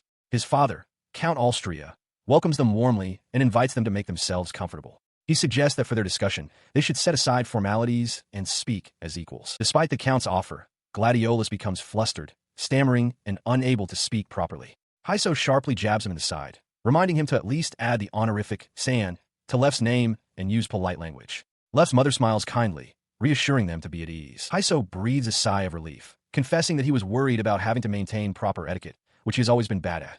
He asks if it is truly all right for them to speak casually. With a gentle expression, Left's mother confirms that it is. With the pleasantries concluded, Count Austria turns his attention directly to Heiso. His expression becomes serious as he formally begins their meeting, asking what business brought him to their home that day. A man's voice, firm and resolute, cuts through the room. He declares that since he is dealing with nobles, he will not hold back during their negotiations. The speaker, Heiso, leans back casually, explaining that the reason for his visit is to discuss business. His proposal shocks Left's mother. He wants to formally request, through the guild, that his party, Fire Dragon Strike, become Left's permanent bodyguards. Left's father, surprised, questions if this arrangement is for more than just the day. In the distance, Left, accompanied by Rhea and Miyu, heads off to face his next goblin. As the discussion continues, Left's mother voices her concern, reminding them that her son is only 10. His father presses further, asking why they are rushing the boy's growth when his gift isn't even combat-oriented. Simultaneously, a memory or vision shows Left deftly parrying a goblin's club and striking it down with his dagger. He, however, internally questions the situation, wondering if this intense training isn't too dangerous for him. Following the successful hunt, Rhea congratulates him on acquiring another magic stone. He confirms to Miyu that he did get a goblin request form from the guild, as there was a perfect quest available. Back in the drawing room, Heiso addresses the parents' concerns. He explains that unique gifts develop more slowly, so it's wise to start training now for the academy. He then makes a promise. A member of Fire Dragon Strike will always accompany Left outside of town to ensure he never encounters true danger. Left's mother remains pensive, wondering aloud why this powerful group of adventurers is being so kind to her son. Her unspoken question is met with the party's true feelings. Rhea gushes that Left is an angel, while Miyu states matter-of-factly that he is her little brother. Heiso simply looks on, unimpressed by their display. He then offers a more structured explanation. He tells the parents there are several reasons he cares for Left: his positive attitude towards the plant encyclopedia, the rarity of a child thinking so deeply about their gift's future, and the simple fact that Miyu and Liatris have grown fond of him. He also gestures towards Left's new gloves, hinting at another, unstated reason. As the conversation continues, Left now wears a pair of gloves. Miyu observes that they fit him perfectly, and Left confirms he borrowed them from her. Nearby, Rhea watches with a blush, overcome with jealousy. Heiso watches the interaction, reflecting internally. He notes how rare it is for the women in his party, who are typically difficult to handle, to warm up to someone so quickly. While the usefulness of the plant encyclopedia is one thing, he feels a greater potential within the boy and resolves to be a rational guide for him. His thoughts are interrupted as Rhea decides she will buy her own gloves and enthusiastically asks Left to help her choose. Observing this cheerful exchange between the adventurers and their son, Count Austria and his wife share a warm, pleased smile. His wife's expression, however, shifts to one of contemplation. She murmurs aloud, wondering if this reminds her of a similar situation from the past. Sensing her line of thought and deciding to elaborate on his proposal, Heiso speaks up to address them directly. He gestures to himself, a serious look on his face, while his companion seated beside him smirks knowingly. Heiso begins to explain. A unique gift holder, he concludes. The statement lands with force, causing both the Count and his wife to gasp in surprise. He continues, explaining that while unique gifts are generally powerful, they can be late to bloom or seem useless at first, requiring significant time to develop. He reveals that his own gift was so difficult to control that he was ridiculed by the villagers and labeled as useless, unable to do anything in front of others. His fortune changed, he says, when he was saved by the man beside him, Gio. With a wide grin, Gio interjects, teasing that Heiso was a complete crybaby back then. This revelation about her idol's past proves too much for Selvia Austria. She struggles to maintain her composure, her face flushing as she internally squeals with delight. Embarrassed, Heiso shoves Gio, telling him to stop revealing unnecessary things. He continues his explanation, revealing that he saw Left enter the guild and felt a sense of worry, as the boy's small figure overlapped with memories of his own past. He recalls hearing someone in town bad-mouthing the plant encyclopedia gift, which further drew his attention. He then witnessed Left stand up to his adult harassers with dignity, and in that moment, the boy's small back seemed immense. It was then that Heiso decided he wanted to see this child's future unfold. His conviction moves Count Austria, who formally accepts the offer. He requests that Heiso's party guide and protect Left, promising compensation for their bodyguard services. The two men shake hands to seal the agreement, with Heiso expressing his gratitude as Left's parents look on with approval. Sometime later, out in a field, Left begins his training. With a determined shout, he swings a small sword, while Rhea and Miyu observe from short distance. As he practices, he suddenly freezes, a look of surprise on his face. A strange sensation washes over him as he feels a surge of power welling up from within. The realization dawns on him. His level has increased. He eagerly checks his status, which confirms he has reached level 2, a tangible sign of his newfound progress. As Liatris and Heiso offer their congratulations, with Liatris giving him an enthusiastic hug, Left wonders to himself if his gift's level has also increased. Miyu examines his status plate, noticing a significant change. Where there was no numerical notation before, it now clearly reads Plant Encyclopedia LV. Confirming that his gift has indeed reached a new level. Liatris explains that her own magic void ability also lacked a level notation at first, telling Left that this is proof his gift is rare. Heiso listens intently, remarking that it's the same as Liatris' magic. Prompted by Heiso's question about new abilities, Left decides to check. He successfully materializes a small plant in his hand, revealing that he can now store these materialized plants. He immediately recognizes the utility of this new storage function. He recalls how heavy it was to carry 55 bundles of low-grade medicinal herbs. Realizing this ability will be incredibly helpful. The discussion continues as Hiso asks about his status growth. Liatris inquires if he needs to touch items with his right hand to store them, similar to materialization. Lev ponders this, remembering Helio's warning that unique gifts level up slowly, and wonders if the conditions will change as he grows stronger. Liatris looks at his status again and gasps in amazement. His HP has increased by 15, but more astonishingly, his magic power has surged by 115, reaching a total of 239. She declares the increase extraordinary, recognizing it as something truly significant. Contemplating his new stats, Lev concludes that he is not suited for a close-quarters fighting style and must devise a different strategy. Hiso reassures him not to rush, offering to think it through with him. They remained with him until nightfall, during which time he managed to reach level 3. Meanwhile, Lev's father, Count Austria, discusses the arrangement. He explains that by formally requesting through the guild that the party guard his son, it will help raise their rank, framing it as a mutually beneficial situation. His mother, Selvia, adds her own gentle encouragement, telling Lev to learn a great deal from them, but also reminding him to keep up with his regular studies. She and her husband listen as their son, Lev, beams with gratitude, thanking them profusely. With his new training arrangement, the only restriction placed upon him is that he must dine with his parents each evening. Later, sitting cross-legged on his bed, he contemplates his next steps. He reflects on the vast difference between his plant encyclopedia and combat-oriented gifts. If he possessed something like swordsmanship, he muses, he could likely defeat 3 foes in an instant. This societal structure dictates the futures of the young. Noble children are expected to join the Royal Knight Order or Magician Corps, training at the academy while simultaneously studying governance to inherit the family business. For commoners, this path is a narrow and fiercely competitive one. Most become foot soldiers, merchants, or adventurers seeking freedom and fortune. Though it is rare for a third son to inherit, the fundamental career expectations remain the same. Regardless of the chosen path, one truth is universal. To raise one's basic abilities, fighting monsters is essential. He flips through the pages of his encyclopedia, searching for solutions. His search proves fruitless. He realizes that among the plants currently documented in his encyclopedia, none can be used as a weapon. His desire is to fight effectively using his own unique gift, but he currently lacks the means. His father offers him a new resource, a book from a previous generation. The Count explains that it contains detailed information about the geography and plants of the Nemophila kingdom, causing Lev to look on in awe. He immediately begins to study the tome. Though he finds many of the words difficult, he believes he can manage by relying on the illustrations. His father advises him to use it carefully, and Lev agrees with determination. As he pores over the ancient text, a sudden realization strikes him. He points to an entry in the old book, a sudden realization striking him. The plant depicted within could be incredibly useful. Presenting his findings to the adventurer party, he names the 2 plants he discovered, Karamazuru and explosion grass. Hiso, the party leader, looks on with intrigue. Hiso strokes his chin, contemplating the possibilities. He concedes that such plants could indeed have powerful applications in combat. Ria clasps her hands together, her eyes sparkling with excitement. The idea of using plants materialized by Lev's unique gift as weapons strikes her as a brilliant and novel concept. Hiso then asks Lev if he knows where the plants grow naturally. Knowing that Mayu is the expert on such matters, he defers the question to her. Mayu acknowledges this and agrees to retrieve a map. Unfurling the map, she points to a specific location. Both plants, she explains, can be found near the entrance to the monster forest, just south of the Goblin Plains. She reassures Lev that for about a kilometer into the woods, the monsters are no stronger than the goblins he has already faced. Despite her words, Lev trembles, recalling a frightening song about the infamous forest. The other party members apologize to Lev, explaining that everyone except Mayu has unavoidable business to attend to and cannot accompany him. In response, Mayu steps forward with a determined look, announcing that she will take full responsibility and act as his big sister for the expedition. Ria looks on, utterly stunned by the declaration. Ria asks if he wants to go today, and upon his agreement, she sweeps him into a crushing hug. As she squeezes him, she cries out in pain as her own body seems to contort under the strain. Mayu quickly intervenes, pulling on Ria's cheek and scolding her not to deform their important client. He watches as Mayu declares her deformation recovered, asking him to take care of her.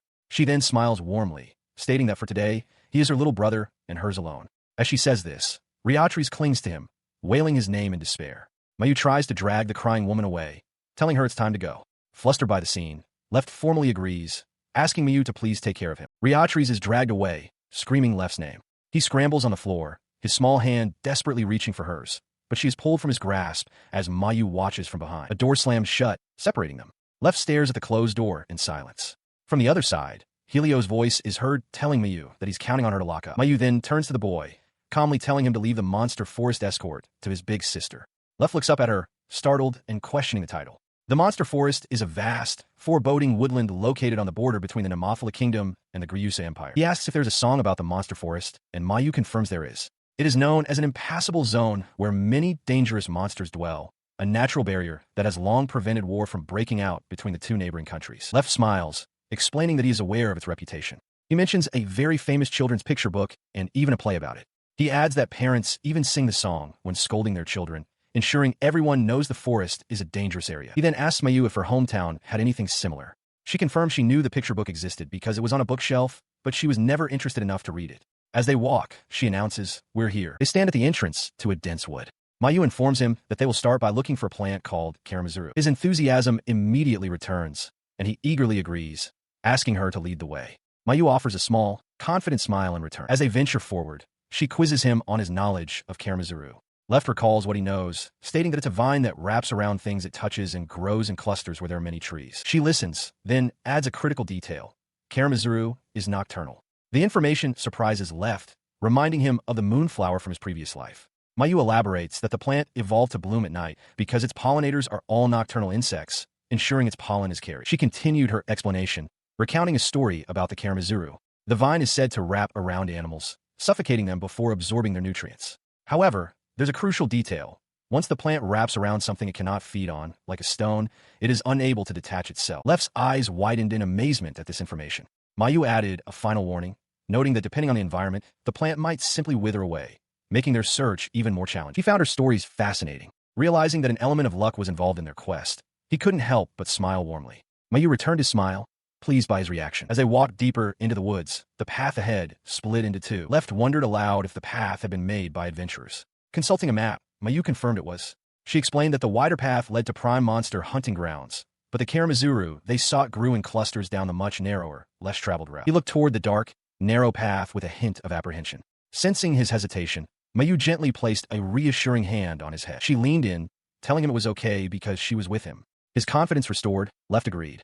They proceeded down the dimming path until they finally found what they were looking for, thickets of Karamazuru vines. Observing the dense entanglement, Mayu remarked that it was like a natural trap. Small animals, or even goblins, would be unable to escape its grasp. Left agreed, noting that no one would willingly come to such a place. His eyes then caught a specific vine that had tangled with itself. A realization struck him, and he pointed it out, exclaiming that only a fool would touch such a thing. Applying his new understanding, he reached for a different vine, one that was hanging freely. He asked Mayu for confirmation that this one was safe, and she affirmed it. With his encyclopedia tucked under one arm, he began to carefully harvest the plant. As he successfully harvests the vine, Mayu claps her hands together in approval. She congratulates him, confirming that she has registered the new plant in his encyclopedia. She then shifts their focus to the next target, explosion grass. Mayu asks if he researched its characteristics, and Left confirms, recalling that its sacs burst when stimulated, spreading poison to use nearby creatures as nutrients. Mayu agrees, noting that unlike Karamazuru, explosion grass is ruthlessly efficient at capturing prey. She elaborates that any minor stimulation, rain, wind, or even small stones, is enough to trigger the poison sacs. The resulting toxin spreads over a wide area, felling animals and monsters who simply inhale it. He grows worried, asking if the poison is lethal and whether he can handle it. Mayu reassures him that deaths are rare. Instead, she explains, the victim's entire body becomes paralyzed, rendering them unable to move for dozens of days, a fact that startles Left. He processes the grim reality. In severe cases, entire groups can be caught, paralyzed, and weakened. Eventually, the plant's roots and fungi spread to the helpless prey, consuming them for nutrients. Almost everything within range is fated to be consumed. Mayu gazes into the forest, a thoughtful expression on her face. She murmurs that the quiet explosion grass is a terrifying presence, one that has paradoxically enriched the monster forest. He turns to her, impressed, remarking that she seems to know everything. Mayu smiles gently and replies that it's simply because she is his big sister. Her simple declaration strikes him with awe. He flushes, realizing with sudden clarity that big sisters are truly amazing. Mayu announces that the grass is close by, and they should head over. Before following, Left pauses, kneeling to check the wind. He confirms the upwind direction, ensuring a safe approach to collect the volatile plant. Having determined their path, they arrive at a small clearing. Before them lies a large, tranquil patch of explosion grass, its delicate white flowers belying the danger they pose. He looks upon the field with trepidation, a bead of sweat forming on his temple. He quietly asks if this is the explosion grass cluster, noting the unsettling silence that hangs in the air. Mayu gives a quiet hum of confirmation, her gaze fixed on a grim sight below. Scattered among the flowers are the still bodies of several goblins, victims of the plant's poison. She murmurs that it's a scene from hell. She explains that the group of goblins was hit by the poison. Though they are currently upwind, she warns him to be careful not to inhale any of it. Covering his mouth with his hand, he agrees. As a precaution, she steps toward him, placing a hand on his shoulder to halt his advance. Left, stay still, she commands gently. He looks up at her, surprised by her sudden closeness. She then leans in, cupping his cheek with her hand as she softly incants Arrow Guard. A shimmering aura of protective magic immediately envelopes him. As the spell takes hold, she explains that this magic makes him less susceptible to status ailments, which should make things a bit safer. He feels a distinct warmth spreading from her touch. He pulls back slightly, looking at his hands as the last of the magical glow fades, and thanks her sincerely. Mayu gives a small, satisfied nod in response. Her focus returns to the dangerous field. She reminds him that the spell's effect lasts only about 30 minutes, and warns him not to be overconfident. He must still avoid areas where he might inhale the terrifying poison. He understands, but his resolve only strengthens. Clutching his plant encyclopedia, he declares that this very danger is precisely why he wants to register the plant for his abilities' growth. Accepting his determination, Mayu instructs him to begin by observing the explosion grass carefully. With a focused expression, he gives a firm, "Why yes." Deep in the forest, Left holds his plant encyclopedia, contemplating his situation. He realizes he must act with care, acknowledging that without Mayu's guidance, he would have been lost long ago. His attention fixes on a specific flower, noting the subtle difference in its poison sac. Some are swollen, while others are not. He points to one of the flowers, explaining to Mayu that the one with the unswollen sac has lost its poison content. He asks for a confirmation that it is now safe. His face lights up with a bright smile as he eagerly affirms his choice. Mayu brings a finger to her lips, a small smile on her face as she praises him, confirming his assessment was correct. Standing together in a sun-dappled clearing, Mayu congratulates him on achieving their goal. She then urges that they shouldn't linger and should depart. He agrees enthusiastically, then asks if they can test out the encyclopedia's functions on their way back. Mayu turns to him, understanding his intent, and asks if he wants to register some plants. He gestures toward a massive tree, asking about the filto tree. Mayu explains that its wood is strong and easy to work with, making it ideal for practice swords and shields. Lev considers this, realizing it could be useful for defense. He approaches the enormous trunk, a look of concentration on his face as he wonders if his encyclopedia can register such a large plant. He reaches out and places his palm flat against the bark. A blinding flash of light erupts from the point of contact. Lev cries out in surprise, shielding his eyes from the intense brightness, while Mayu squints against the sudden glare. As the light subsides, a profound silence falls over the clearing.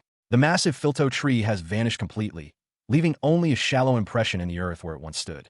Beams of sunlight now pour into the newly opened space. He looks down at his book, which now emits a soft glow, and understands. The tree disappeared because it was successfully registered in the plant encyclopedia. Beside him, Mayu simply murmurs, "Beautiful." He stood in the clearing, gazing up at the sky, amazed by the power he had just wielded. Wondering how much time had passed, he turned to Mayu, apologizing for making her companions, the plants, vanish. He resolved to use this power with greater care from now on. In response, Mayu simply offered a quiet word of encouragement, telling him he could do it. Lev looked slightly taken aback by her simple faith in him. He then understood. His gift, the plant encyclopedia, was being aided by the life force of plants from all over the world, drawing power from them. As they walked on, their progress was halted. On a small rise ahead of them stood a lone goblin, clutching a crude club. Lev noted that it was rare to see one acting alone, and Mayu agreed, suggesting it was likely a straggler. He then asked her what they should do. Deciding to test his new abilities, Lev declared he would try using a plant called Karamazuru.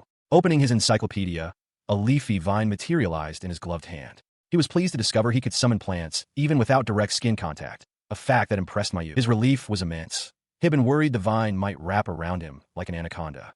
Mayu, meanwhile, playfully called him a dummy, having imagined him getting completely tangled up. Preparing for the fight, he dismissed the encyclopedia.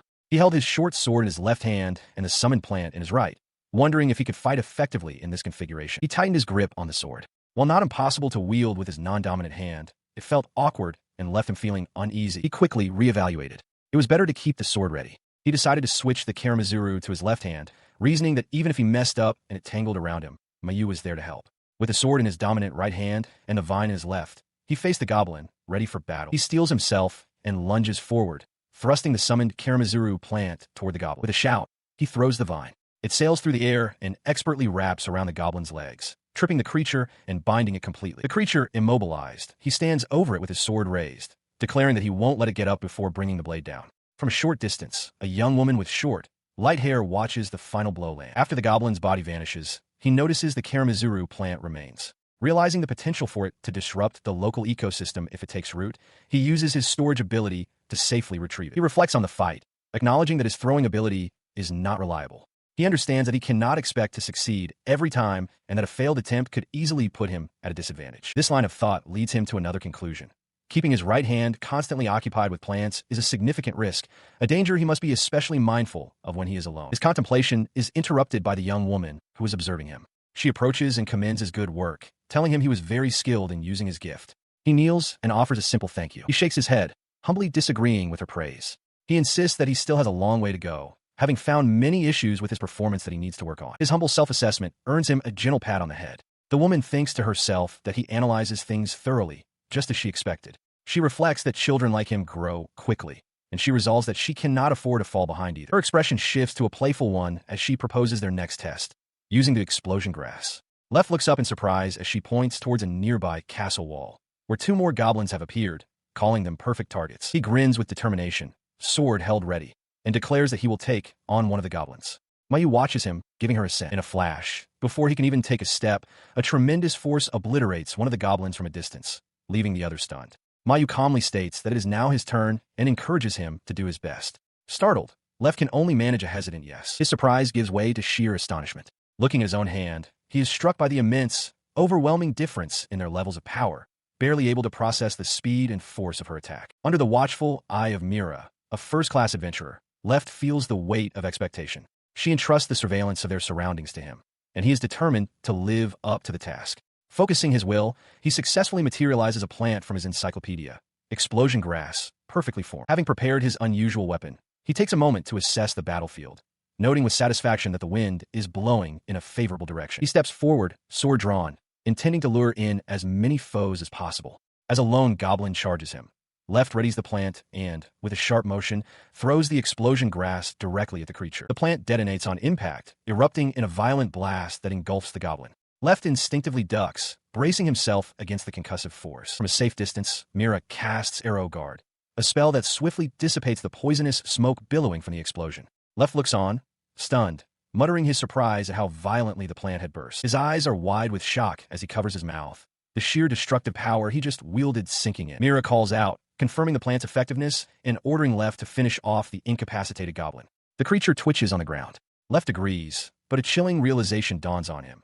If the plant had hit the wrong spot, he could have easily been caught in his own devastating attack. He approaches the fallen creature, his small silhouette stark against the ravaged ground. The thought of how terrifying his ability could be if used incorrectly sends a shiver down his spine. Before he can deliver the final blow, the goblin's body dissolves into shimmering particles of light, leaving behind a single, dark stone. He kneels and touches the stone. It vanishes into his hand as the word store manifests before him. Looking around, he is relieved to see that some of the explosion grass he threw survived the blast. He examines the now limp Karamazuru plant in his hand and asks Mira if they can use stored plants more than once. She confirms his suspicion, explaining that once materialized, a plant like the Karamazuru loses its power to bind things. This prompts Mira to question why he bothers collecting them if they can't be used for combat again. Left explains that leaving them behind could be troublesome, as they might take root, a particular concern for the dangerous explosion grass.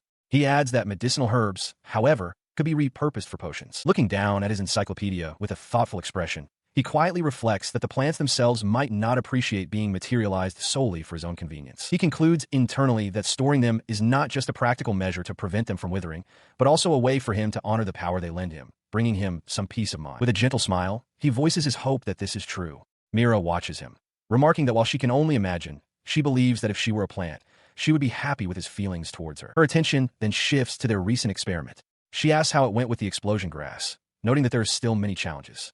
Left, holding a monster stone, confirms this, admitting that the wide range of the poison powder creates a risk of him getting caught in it himself. He elaborates that since he specializes in close-range attacks, the explosion grass is far more difficult for him to handle safely compared to the Karamazuru. Mira listens, taking in his assessment. After a moment of thought, she looks at him intently and says his name, pointing out a critical flaw in his thinking.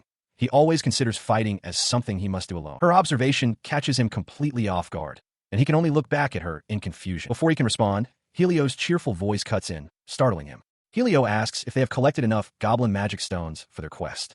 Mira turns towards the distant guild hall and suggests they go exchange them for the reward, prompting an enthusiastic agreement from Helio. At the Adventurers Guild, a receptionist confirms Left's submission of 10 goblin magic stones.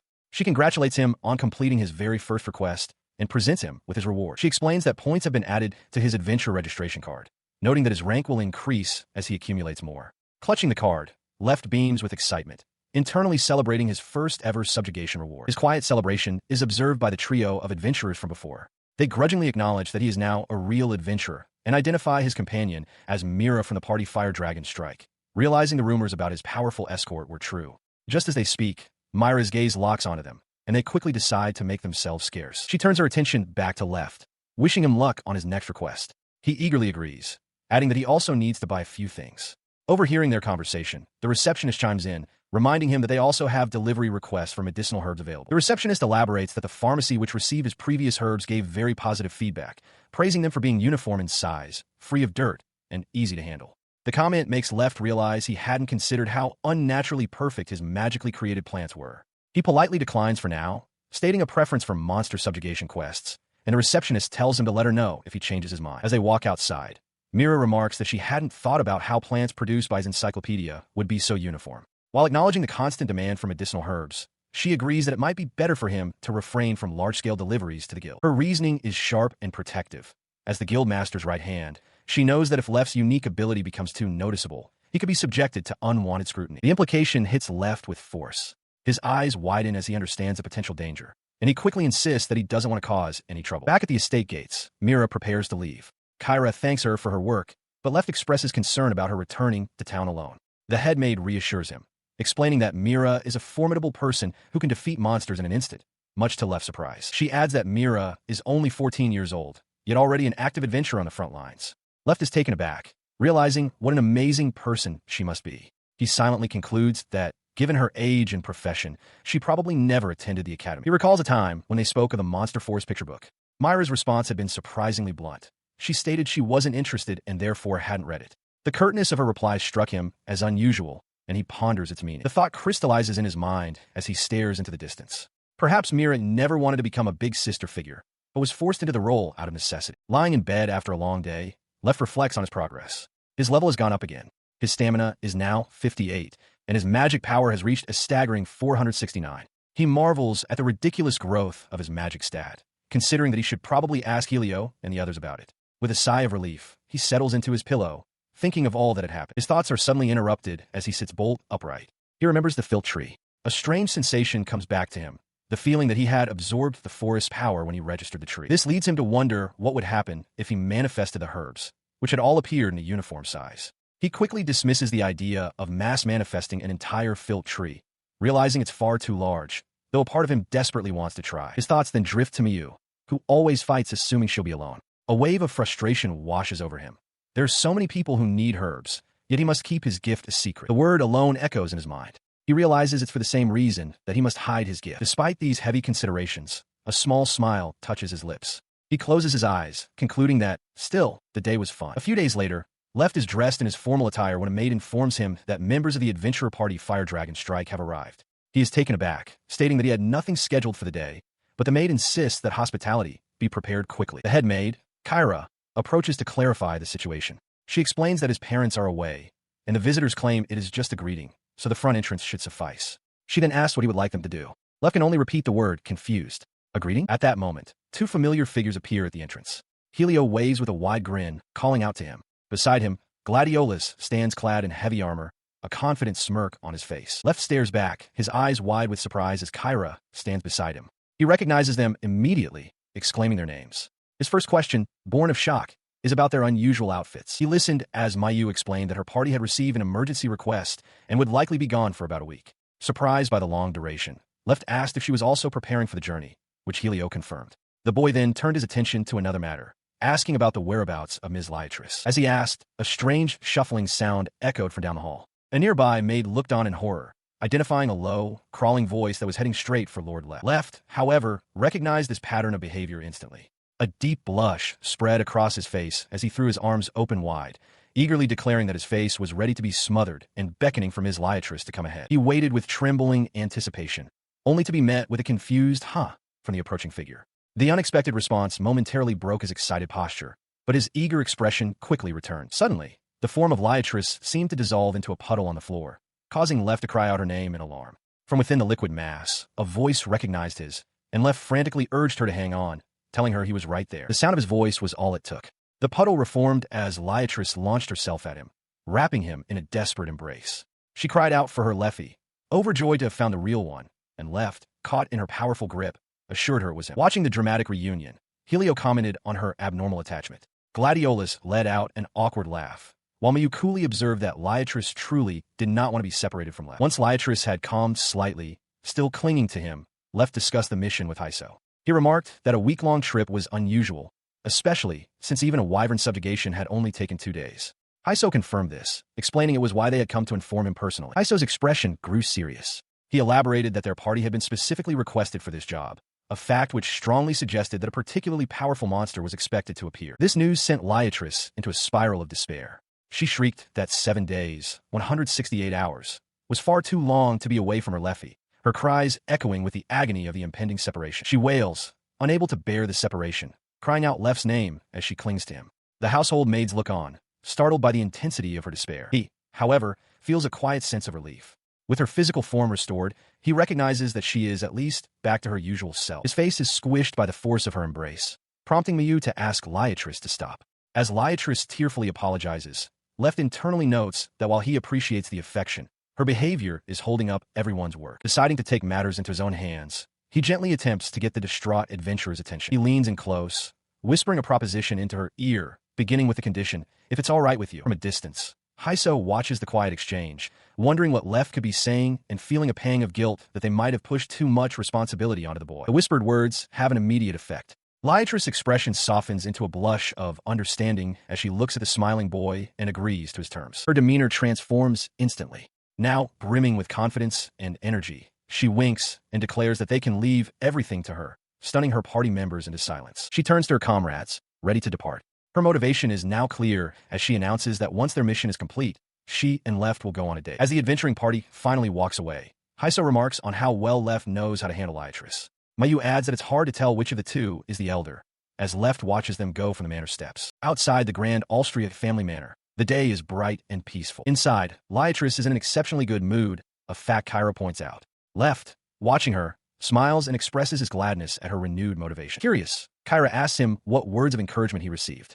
He blushes slightly, revealing that he was promised a shopping trip, but coyly adds that the rest is a secret. Later, he sits alone in a grassy field, contemplating the quietness that has settled in now that the members of Fire Dragon Strike are gone. His solitude quickly gives way to a simple, profound sense of boredom as butterflies flutter around his head. He lies back in the grass, a wave of melancholy washing over him as he realizes just how dependent he was on everyone else, feeling that he can't accomplish anything alone. The warmth of the sunlight and the pleasant breeze create a leisurely atmosphere, tempting him to simply give in to the comfortable feeling and drift away. But he abruptly sits up, rejecting the thought. He realizes with alarm that such complacency is the path to becoming useless, and fiercely resolves to become someone his parents can be proud of. His newfound determination leads him to question what he can do by himself.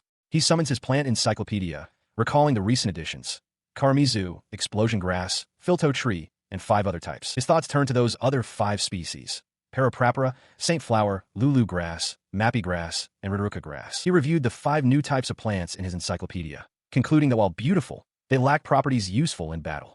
They seem to be more like collectibles. He considered testing one, the filto tree, but a sudden vision filled his mind, a colossal tree erupting from the grounds of the Austria mansion, causing a massive commotion. In his mind's eye, his parents stood on a balcony, bewildered. His mother, recalling his plant-related gift, suggested that he be brought forward. The imagined scene worsened as ruffians appeared, demanding his parents' hand over the boy with such a valuable gift. This potential outcome solidified his decision. He needed to verify the filto tree's abilities somewhere remote, far from other people. This line of thought brought him back to Helio's advice. He should train for about 2 more years before entering the academy. He mused that Helio, as a unique gift holder himself, must have also struggled. He wondered what kind of gift Helio possessed, hoping he might reveal it one day. His contemplation continued, his gaze still fixed on the open book, but his thoughts drifted to someone else. He quietly wondered if Latina was doing well. Meanwhile, at her own estate, Latina was indeed preparing for the academy. Knowing her hardworking nature, she was surely striving every day. Yet, slumped over her desk, she admitted defeat, exclaiming that it was no good. She was stuck. She let out a frustrated grumble, her cheeks puffed out in a pout. The reason for her standstill was simple. No one was teaching her anything. Her frustration erupted. She slammed her hands on the desk, shouting that her father's sword talent was incredible, but training only once or twice a month was nowhere near enough. She quieted down, resting her head on her arms with a dejected look. She knew her father was busy, but couldn't help but feel that Left was so lucky to have a dedicated swordsmanship teacher. She reflects on her situation. While her academic knowledge is more than sufficient, even greater than that of exam students, her practical skills in swordsmanship and magic are the real issues. She is in a position where she must mostly rely on self-study. The reason for this predicament is her father's prejudice. He looks down on commoners, despite the fact that the town governed by their family, the Bvanums, is full of energetic people with pure combat strength. This attitude prevents her from finding a suitable teacher among them. No matter how much she believes social status shouldn't matter, her father will not allow it. He would never accept that all she needs to do is study the contents of her gift to enter Namafala Academy. This path would mean she could never achieve her goal of graduating from the academy as valedictorian. She wonders what she should do, her thoughts drifting to Left. A single, heartfelt desire forms in her mind. She wants to see him. She recalls how the time she spent playing with him was her sanctuary from her strict parents. Her memories drift back to a pivotal moment, the day they received their gifts from the Creator God. At the ceremony, the results of her blessing were astonishing. The crystal ball revealed not one, but 3 gifts: magic fire eye, magic wind eye, and even swordsmanship too. The onlookers, including her parents, were amazed, questioning if it was even possible to receive 3 gifts, especially with one already at level 2. She was overjoyed.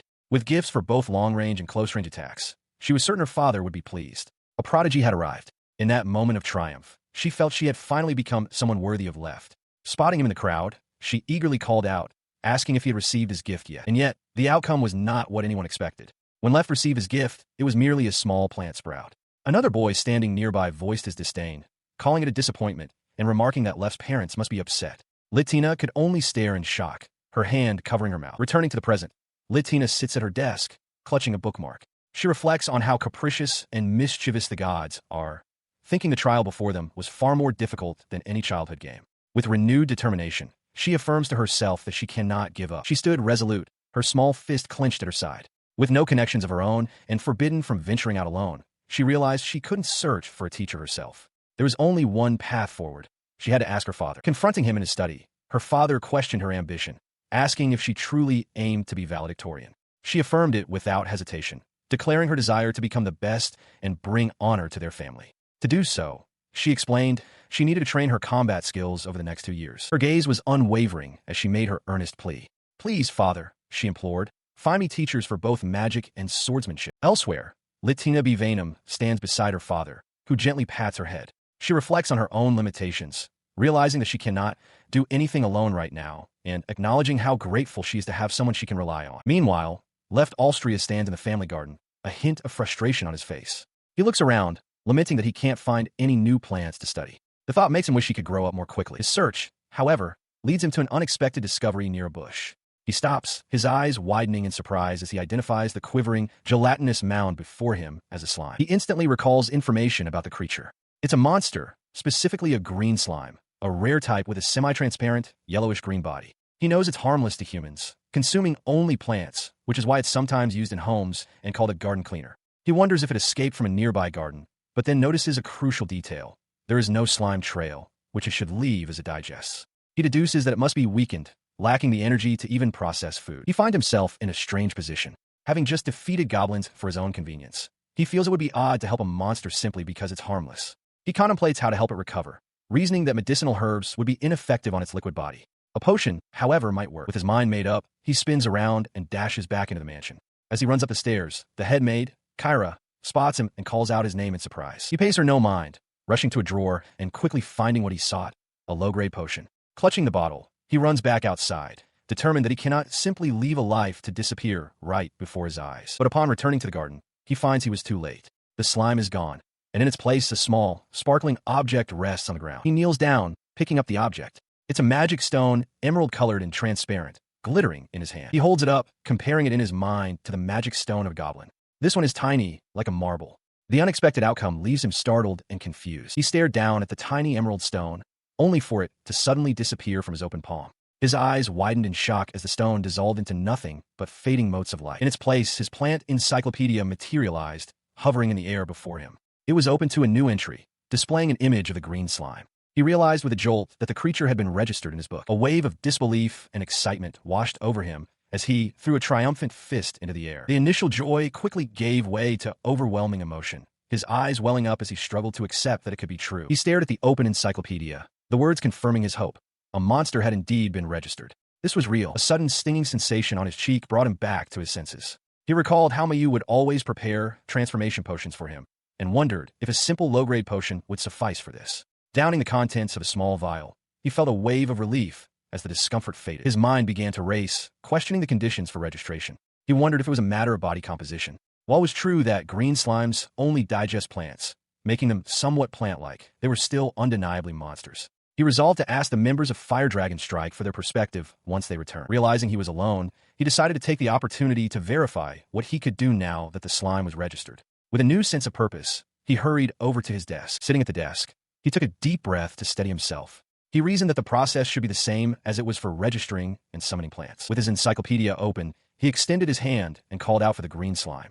A familiar sensation washed over him as magic power drained from his body, just as it did with plants.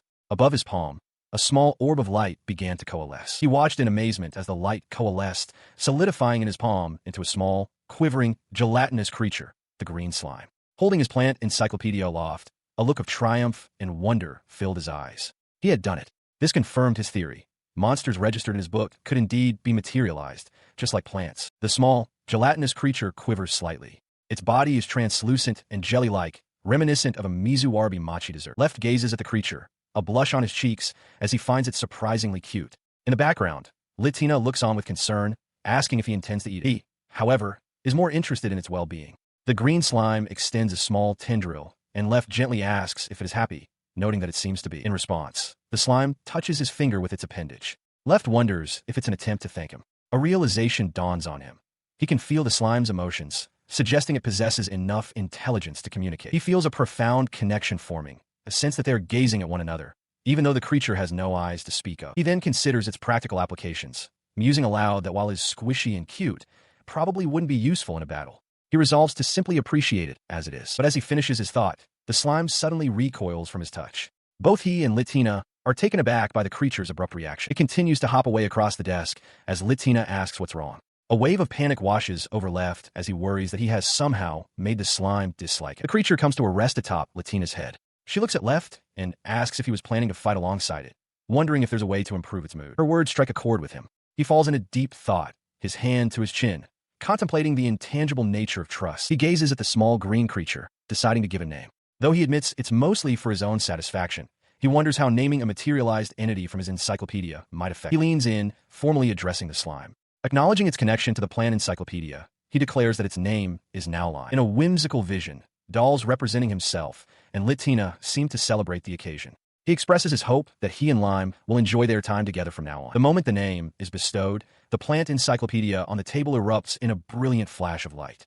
Startled, Left stares in wide-eyed disbelief, questioning what is happening. He nervously picks up the glowing book, noting that he's never seen it shine so brightly. Upon inspection, he sees the label on the page has officially changed from green slime to lime. The implication dawns on him. He breathes in sharply, wondering if this page in the encyclopedia is now exclusively for lime. He tests this new theory, placing his hand on the book and attempting to materialize another creature. As he suspected, nothing happens. His suspicion is confirmed. His magic power had only decreased by 10 from the first materialization, leaving him with insufficient energy to summon another. He had assumed he could control multiple monsters of the same type, but now realizes he can only manage one at a time. His mind then wanders to strategic possibilities.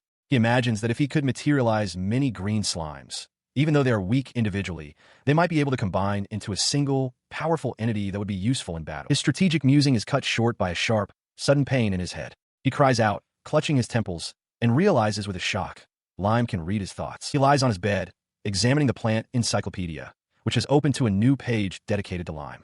To his surprise, it resembles his own status screen. Instead of level, it shows rank, and in place of gift, it lists skills.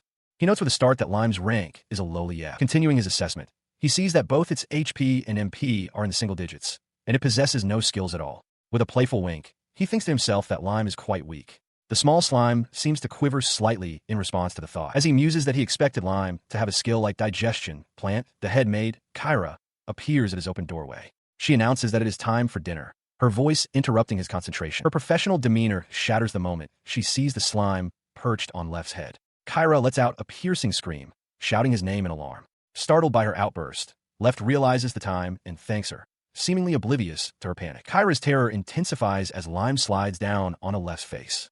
She shrieks that slimes digest flesh and bone, convinced that the young master's face is about to melt away. In a frenzy, She screams for someone to fetch a healer. Despite her panic, he remains perfectly calm.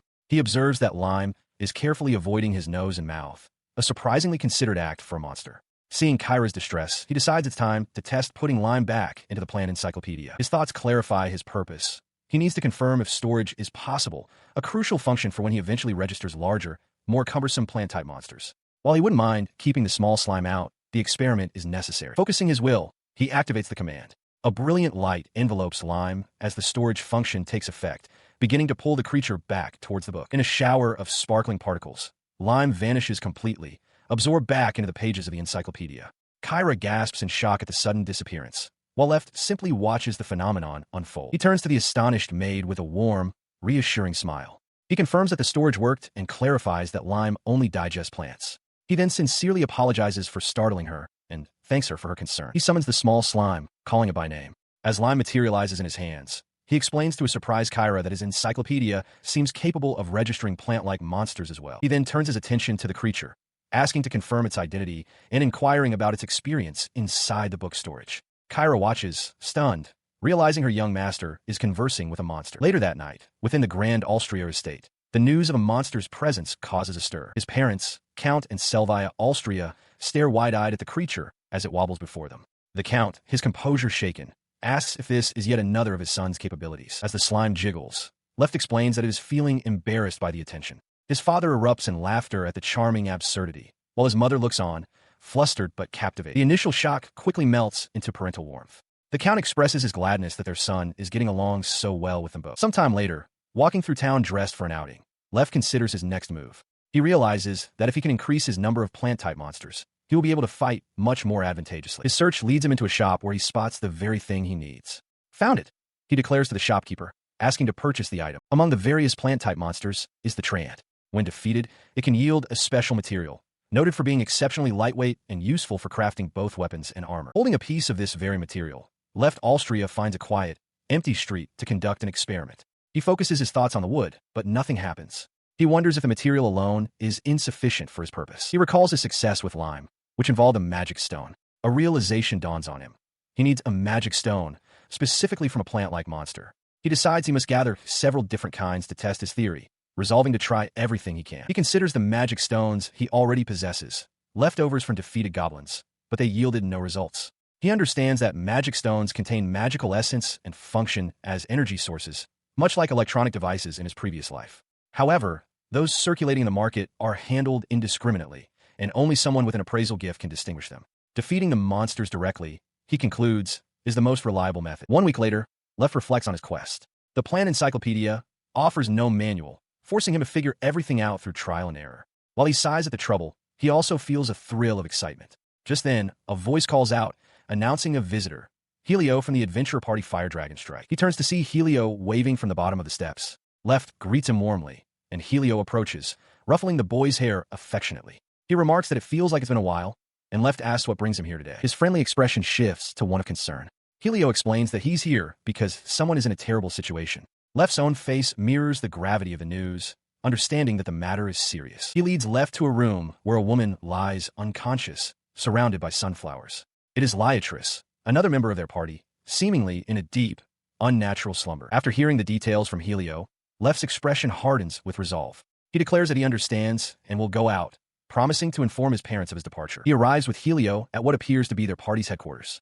Hyso and Gio greet them at the door, with Hyso asking Helio how his meeting went. Left stands beside Helio, flustered and nervous, the image of the unconscious Liatris still fresh in his mind. He arrived at the adventurer's headquarters to a boisterous welcome from Gladiolus, who scooped him up in a powerful hug. Wasting no time, the boy greeted the large man and immediately asked for Liatris' whereabouts. His question was answered with a shocking sight. Liatris was slumped over, her body appearing withered and lifeless. Behind her, a grotesque, tree-like figure seemed to writhe in agony. Left stared in disbelief as Mayu gravely explained that Liatris had come down with an extremely serious illness. He reacted with alarm, declaring that they had to do something. Mayu gently took his hand, reassuring him that it was okay. She explained that they already had the special medicine they needed, then turned his attention back to Liatris, announcing that he had arrived. At the sound of his name, the afflicted woman slowly lifted her head. Her form was bizarre, with flowering branches sprouting from her hair. In a faint, raspy voice, she questioned if it was truly him. She reached out a desiccated hand, still finding it hard to believe. With tears welling in his eyes, he smiled and confirmed his identity, offering a gentle hello to Liatris. The confirmation was all she needed. In an instant, her withered form vanished, replaced by her vibrant, healthy self. With a joyful cry of his name, Liatris lunged forward, enveloping the small boy in an overwhelming, suffocating embrace. Despite the force of the hug, he felt a sense of relief wash over him. As he relaxed in her arms, Mayu observed the scene with a thoughtful expression. She delivered her diagnosis to the other party members, left deficiency syndrome. With a smile, she declared Liatris completely cured. Now that the immediate crisis was over, he announced that he had something he wanted to show everyone. His declaration piqued the interest of the adventurers. Liatris, Mayu, and Helio all exchanged curious glances, wondering what the boy had in mind. He proudly presented his magical gift, the plant encyclopedia, which hovered before him. Placing his hand down, he called out a name, summoning a creature called Lime. He successfully completed the summoning, a small, shimmering green slime materializing on the table before the astonished adventurers. With a proud smile, he presented the creature, introducing it as Lime, his new family member. The slime wiggled, acknowledging its name, and he declared the surprise a success. The adventurers' reactions were varied. Gladiolus laughed, remarking that the little slime seemed more intelligent than he was, a thought Hyso found somewhat concerning. Liatris and Mayu, however, were utterly charmed, cooing over how cute the little blob of water was. As the others admired the creature, Mayu's eyes widened with a sudden understanding. She asked if this meant he had discovered a way to register plant-type monsters. He confirmed her suspicion with an enthusiastic yes. She absorbed the information, a look of wonder on her face. The ability to register such creatures, she mused, truly expanded the possibilities. He then elaborated to Hyso, admitting that his current abilities were limited. However, he expressed his hope that with time, he would be able to register even stronger monsters. He gave an example, suggesting he could fight alongside his registered monsters, much like a traditional tamer. The idea clearly impressed both Mayu and Liatris, while Gladiolus stroked his chin in thought. Suddenly, a firm hand clamped down on his shoulder, startling him. He looked up to see Helio, his expression uncharacteristically serious. Hyso sits across from Left and Geo, holding a peculiar, shriveled fruit. He announces that he has a story to tell, and Left, looking on with curiosity, agrees to listen. His story begins with a man who possessed the gift of monster control, a skill that earned him the title of tamer. He explains that this tamer had the great fortune to successfully control an A-rank monster. Following this incredible feat, the man's fame grew, and he quickly rose through the adventurer ranks, eventually reaching C-tier. Elsewhere, Liatris and Mayu discuss the profession. Liatris notes that being a tamer is generally seen as an unfortunate path, as controlling high-ranked monsters is exceedingly difficult, with most only capable of handling low-ranked creatures. Liatris remarks that the man in the story must have been quite talented. Hyso confirms this, stating the tamer was exceptionally good at his craft. However, he adds a grim twist. One day, the tamer died abruptly. He then turns to Left, posing a direct question. What does he think was the cause of death? The unexpected question startles Left, his eyes widening as he processes the query. He quickly regains his composure, his expression turning serious and contemplative. Musing that there are too many possibilities, he ventures a guess. Perhaps the tamer made an enemy and was poisoned. His dark and serious theory is met with comical, wide-eyed expressions from Helio, Mayu, and Liatris, while Hyso points with a look of amusement. Left, slightly flustered, asks for the correct answer, admitting that it's no surprise he was wrong since he wasn't confident in his guess. Hyso laughs, acknowledging that poison was certainly a plausible scenario. He then reveals the shocking truth. The tamer was killed by an arrow from a goblin, a lowly F-rank monster. The revelation leaves Left utterly stunned and speechless. He processed the story's grim lesson. The tamer had relied too much on his monsters and neglected his own strength, rendering even an A-rank beast useless upon his death.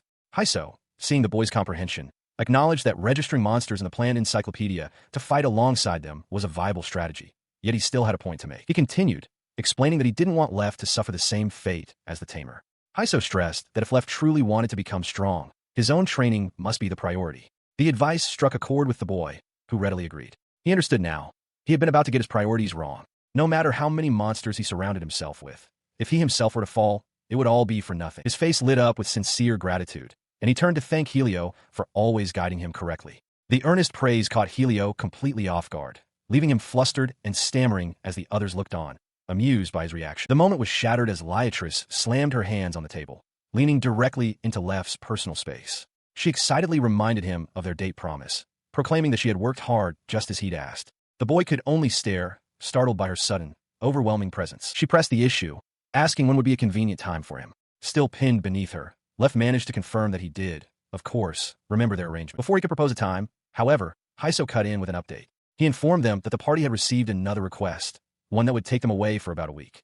The news caught Liatris by surprise. Her expression instantly fell into one of utter devastation. The reward she had been anticipating, her date with Left, was suddenly postponed. As she reeled from the shock, Mayu calmly reminded her from behind Left that work always comes first. As Mayu patted the distraught Liatris on the back, murmuring about the tough life of a high-ranked adventurer, Haiso turned his attention back to Left. He extended an invitation, asking if the boy would be willing to join them on their upcoming quest. The offer stunned him. "Me," he blurted out, his face flushing with a mix of shock and excitement. Liatris' sorrow vanished in an instant, replaced by wide-eyed delight at the possibility. Haiso then explained his reasoning. Their destination was near a plant colony, a rare habitat for plant-type monsters. He saw it as a perfect opportunity for Left to expand his range and tame new allies. He expresses his desire to go, but worries he would just be in the way.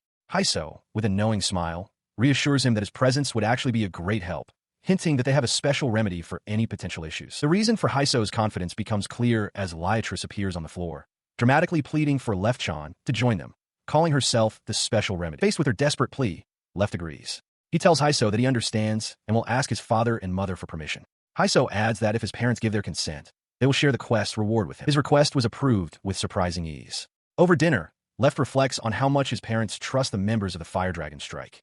They wish him well, telling him to have fun and be careful as night falls over the Austria estate. With permission secured, he begins to think about what he needs for the expedition. He recalls being told that the adventurers already have most of the camping equipment, so he just needs to gather his personal items. His preparations lead him to a familiar general store. The shopkeeper, an older woman, recognizes him as the blonde boy and notes that it's been a while. Left is surprised she remembers him, but she confirms that she does, identifying him as Helio's friend. He shyly introduces himself, stating that his name is Left. The shopkeeper smiles, committing his name to memory, and then asks if he has come for more medicinal herbs today. The boy clarifies that today, he is looking for something else entirely. The morning of departure finally arrives. Dressed in practical traveling clothes, Left stands beside a large sack and a backpack, announcing that he'll be in the party's care for the week. He wonders aloud what to do with all his luggage, mentioning he was told to bring as much as he wanted. His concern is quickly dismissed by Haiso's voice. The adventurer tells him not to worry about the amount, adding that he is counting on Liatris to handle it. He and Mayu watched with admiration as Liatris stepped forward with a confident flourish. She assured the young Left to leave everything to her, then asked him to separate the luggage he wanted to carry personally from the rest. The boy looked up, momentarily confused, recognizing the woman as Liatris-san. With a warm smile, Liatris extended her hand, clarifying that she would take all of his other belongings. Left quickly agreed, confirming with Helio that he would keep his valuables on his person. With a declaration of readiness, Liatris taps her staff on the ground. Before the astonished eyes of Left and the other adventurers, the object before her vanishes completely, leaving them to wonder aloud if it truly disappeared. Helio then asks Left if this is his first time properly seeing her skill.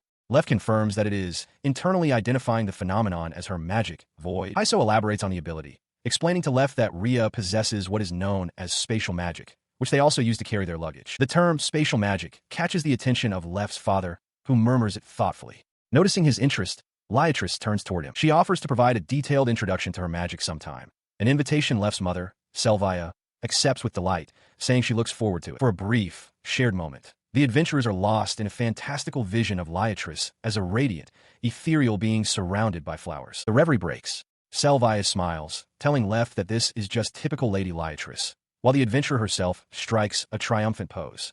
Haiso then suggests it is time for them to depart. Seated inside the moving carriage, Left contemplates the journey ahead. 2 days of travel and camping, a 3-day stay, and 2 more days to return. He realizes with newfound gratitude how efficient the transportation of his past life had been, as more than half their schedule is dedicated solely to travel. The carriage presses onward, leaving the town so far behind that it shrinks to a distant silhouette on the horizon. As they venture deeper into the wilderness, Liatris warns Left that monsters become more active and dangerous in this region.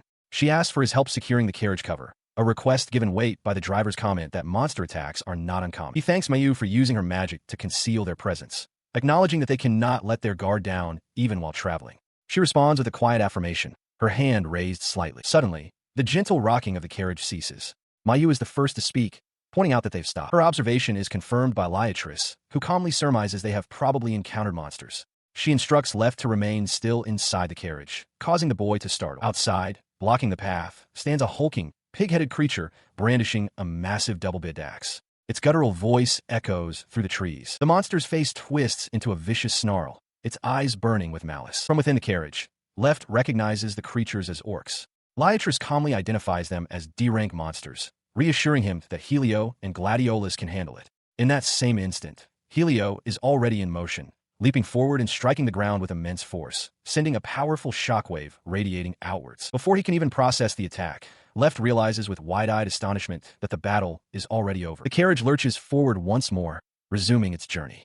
Liatris remarks, as expected, that the encounter was over in an instant, while Mayu expresses her own surprise at how quickly the monsters were dispatched. After about 10 hours of travel, with Hyso now at the reins, the carriage slows.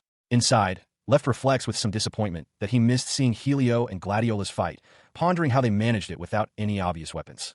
His thoughts are interrupted when Hyso calls out, announcing they will camp for the night and instructing the 3 passengers to disembark. Stepping out of the carriage, he is struck with awe by the sight before him. A vast grassland stretching all the way to the horizon, with not a single building in sight. Liatris smiles, adding that there is a water source nearby, making it a good place to rest. As the group makes camp, Hyso tends to a horse and tells Mayu they need to get everything ready before sunset. He asks her to use her usual magic, and she quietly acknowledges his request. In response, Mayu closes her eyes and clasps her hands, invoking a spell called Sanctuary. A vast, shimmering dome of light materializes, enveloping their entire campsite. Left watches in awe as Gladiolus explains that the barrier will repel any monsters ranked 2 or lower, allowing them to camp with peace of mind.